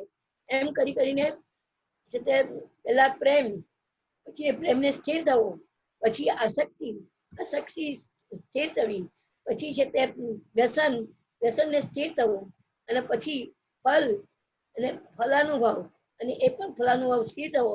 એમ કરીને 40 પદો પૂરા થાય. ગણતરી કરજો, મને ગણિત નથી આવડતું. અને ત્યાર પછી એ 40 પદની અંદર એક તમે ઉમેરો એટલે એક પદ ઉમેર્યું કુમનદાસજીનું છેલ્લું, ના કૃષ્ણદાસજીનું છેલ્લું પદ ઉમેર્યું. અને જે છે તે છેલ્લું પદ એટલે 40 પદોની એક માળા. અને એ માળાની અંદર જેને થાગરૂપ, વચ્ચે થાગ હોય ને, પુષ્પમાર્ગની માળા ઠાકોરજીને ધરાવો ને તો થાગ વગરની ના હોય અમે. તો એ થાગરૂપ એ 41નું પદ છે. ચરણ પ્રતિપાલક એ જે પદ છે તે. અને એવી જ રીતે એનું પેન્ડલ ગણો, એ હારનું તો પેન્ડલ. આ રીતે 41 પદો એટલે પ્રેમ, આસક્તિ ને વ્યસન અને ફલાનુભવ સુધી લઈ જનારા આ છે 41 પદો. બધા જ પદો એટલા સુંદર છે, બધા જ પદો તમને ઠાકોરજી સુધી લઈ જશે શ્રી યમુનાજીની કૃપાથી. પણ આ વિશેષ છે એના માટે મેં તમને આટલું કહ્યું. એટલે આ રીતે આપણો પ્રેમ પ્રભુમાં થાય, શ્રી યમુનાજીની કૃપાથી થાય. અને હું અંતમાં એટલું જ કહીશ કે તમારા બધા ઉપર શ્રી યમુનાજીની ખૂબ કૃપા રહે. કારણ કે એટલું બધું દયાળુ અને કૃપાળુ સ્વરૂપ છે શ્રી યમુનાજીનું કે કોઈનું પણ સુખ સબકો સુખ કરણ, દુઃખ સબકે હરણ. આ શ્રી યમુનાજી તમે જુઓ લગભગ પદોમાં એટલા 41 પદો, 108 પદો કેટલા સુંદર છે. યમુનાષ્ટક અને એના ભાવરૂપ આ બધા પદો છે. અને એ રીતે આને યમુનાષ્ટપદી શ્રી ગુસાઈજી એ પણ રોજ નિત્ય પાઠમાં લો, બહુ સુંદર વસ્તુ. મારે ત્યાં તો આપણે માક્ષર મહિનામાં 1 મહિનો આ યમુનાષ્ટપદીના પાઠ વૈષ્ણવના હંમેશા. અમારે ત્યાં વર્ષમાં 1 વાર પાલાની અંદર શ્રી યમુનાજીના 108 પદો રાગ રાગણી સહિત અમારી બહેનો ખૂબ સુંદર રીતે ગાય છે. એટલું જ નહીં, પણ હવે મુંબઈમાં પણ એ પ્રક્રમ શરૂ કરાવ્યો છે. એ પણ બહુ સુંદર, અમારી બહેનો ખૂબ સુંદર તૈયાર કરીને એ રીતે ગાય છે. એટલે વિશેષ કંઈ નહીં કહેતા. અને આ પ્રસંગે જેમ શાસ્ત્રીજીએ શરૂઆતમાં કહ્યું એ છે અહીંયા જે રાહતના કાર્યો અમે લોકોએ કર્યા અહીંયા શ્રી ગુસાઈજી ચેરિટેબલ ટ્રસ્ટ તરફથી, તો એની અંદર એક તો 1000 જેટલા છે તે કોલીવાડાની અંદર એ લોકોને છે ત્યાં કોરોના રાહતમાં અનાજ પાણી આપ્યા. પછી લગભગ 250 થી 300, 350 સુધીના ને અમે લોકોએ છે તે ધારાવીમાં પણ અનાજ પાણી આપ્યા. અને એ ઉપરાંત 5000 સેનિટાઈઝર એ અમે છે તે આપણે હાપકિન ઇન્સ્ટિટ્યૂટ એટલે ગવર્મેન્ટ માટે, અને તે ઉપરાંત પણ તે પીપીઈ સૂટ એ પણ અમે 500 થી 1000 સુધીમાં આપ્યા. એટલે આ રીતે આટલું કાર્ય શ્રી ઠાકોરજીએ કરાવડાવ્યું. એની અંદર હું માત્ર આપણે આંગળી ચીંધવાને જેટલું પુણ્ય કર્યું છે, તો બધું કાર્ય અમારા છે તે ટ્રસ્ટીઓમાં દેવાંગકુમાર નેરલ્લા, બાલકૃષ્ણ ભી કૃપાવાળા, મૃદુલ નેરલ્લા, અને એની સાથે સાથે આપણે જયેન્દ્રભાઈ કે જે ભલે ટ્રસ્ટમાં નથી પણ અમારા ટ્રસ્ટનું બધું કામ એ કરે છે, તો એ બધાના સહયોગથી આ બધું કામ થયું છે. અને એ ઉપરાંત એક સંસ્થા બીજી પણ છે કે જે આ સહયોગમાં આવી. આ માટે અત્યારે આ પ્રસંગ છે તો હું એટલું કહીશ કે સમગ્ર વૈષ્ણવો જેને પણ અમારા આ કાર્યની અંદર આર્થિક સહાય આપી છે, કારણ કે શારીરિક બને એવું હતું જ નહીં તે વખતે, પણ આર્થિક સહયોગ જે આપ્યો છે એ તમામ મુંબઈના વૈષ્ણવને હું મારા પૂરી ધન્યવાદ અને આશીર્વાદ. પ્રભુની કૃપા આ વૈષ્ણવ પર ખૂબ રહે. બધા જ વૈષ્ણવ માટે આ જ મારી ભાવના છે હંમેશા. અને શ્રી યમુનાજીની કૃપા રહે અને આ રીતે સહયોગ આપતા રહેજો, એ જ ખાસ અનુરોધ છે. અને અત્યારે ફરીથી પણ હવે આવતીકાલથી બીજો ગ્રંથ શરૂ થશે. જેને આપણે બાલબોધ શરૂ થશે કાલે કે પરમ દિવસે સોમવારે ને બાલબોધ ગ્રંથ શરૂ થશે. બધા જ ગ્રંથો અતિ સુંદર છે, એટલે વિશેષ કઈ ના કહેતા. અને બાલબોધ પણ સારી રીતે સમજજો કે બીજા મોક્ષમાં નથી જવાનું આપણે ત્યાં, તો એ સમજજો તમે. અને બાળક જેવો જે જીવાત્મા છે, બ્રહ્મ સંબંધ લીધું છે, પણ શું હે છે ને શું પાદે છે એને નથી ખબર, એટલે શું છોડવું અને શું કરવું, ત્યારે એને માટે આ ખાસ શ્રી મહાપ્રભુજીએ લખેલો છે. એટલે વિશેષ કઈ નહીં કહેતા, પ્રભુના ચરણોમાં, શ્રી યમુનાજીના ચરણોમાં આ મારું જે વક્તવ્ય છે હું સમર્પિત કરું છું. અને આ સાથે શાસ્ત્રીજીને અને આદિત્ય શાસ્ત્રીજીને બધાને મારા ખૂબ ધન્યવાદ આપું છું, આશીર્વાદ આપું છું. અને એ સાથે પ્રદીપભાઈ એમને એમના પરિવારને પણ મારા ખૂબ ખૂબ આશીર્વાદ આપું. શ્રી વલ્લભા પૂજ્ય શ્રી બેટીજીના યુગલ શ્રી ચરણોમાં દંડવત પ્રણામ. ખૂબ જ સુંદર આપણને ઘણું બધું સમજાવ્યું, આપશ્રી આજ્ઞા કરી. એક તો મહત્વની વાત પ્રેમ, આસક્તિ ને વ્યસન. બીજું ષોડશ ગ્રંથ કેવળ વાંચવા સાંભળવાના નથી પણ જીવનમાં ઉતારવાના છે. ત્રીજું શ્રી મહાપ્રભુજીની આજ્ઞાને ફોલો કરો. ચોથું શ્રી યમુનાજીનું નામ સ્મરણ પણ જીવનો ઉદ્ધાર કરે છે. આવું સુંદર આપણને ખૂબ જ અનુભવ યુક્ત આ બધી આજ્ઞા આપણને કરી. આપણા જીવનમાં આ બધા નાના નાના સૂત્રો છે પણ ખૂબ અગત્યના છે, એને આપણે ઉતારીએ તો આંતરરાષ્ટ્રીય પુષ્ટિમાર્ગીય વૈષ્ણવ પરિષદે જે આટલું સુંદર એક આયોજન કર્યું છે, અને એ આયોજન પુષ્ટિ સૃષ્ટિ એને સાર્થક બનાવે.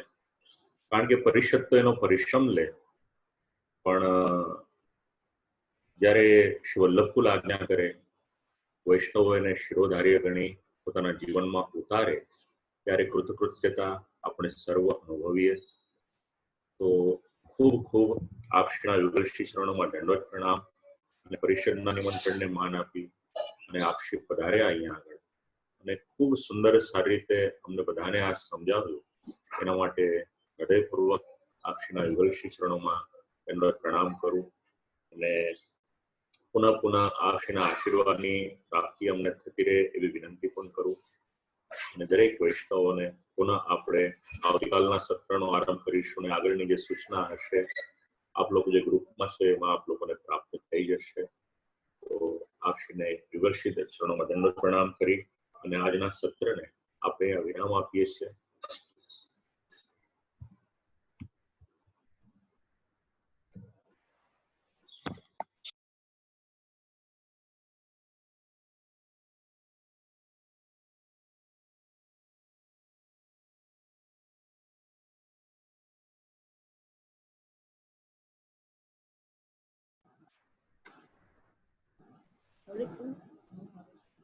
જી આપશ્રીને દંડવત પ્રણામ. આ સત્રને અહીંયા વિરામ લઈએ છીએ. આદિત્ય બોલું છું. હા, આદિત્ય શાસ્ત્રીજી ખૂબ ખૂબ આશીર્વાદ છે. જી જી જી સારું કરી રહ્યા છો.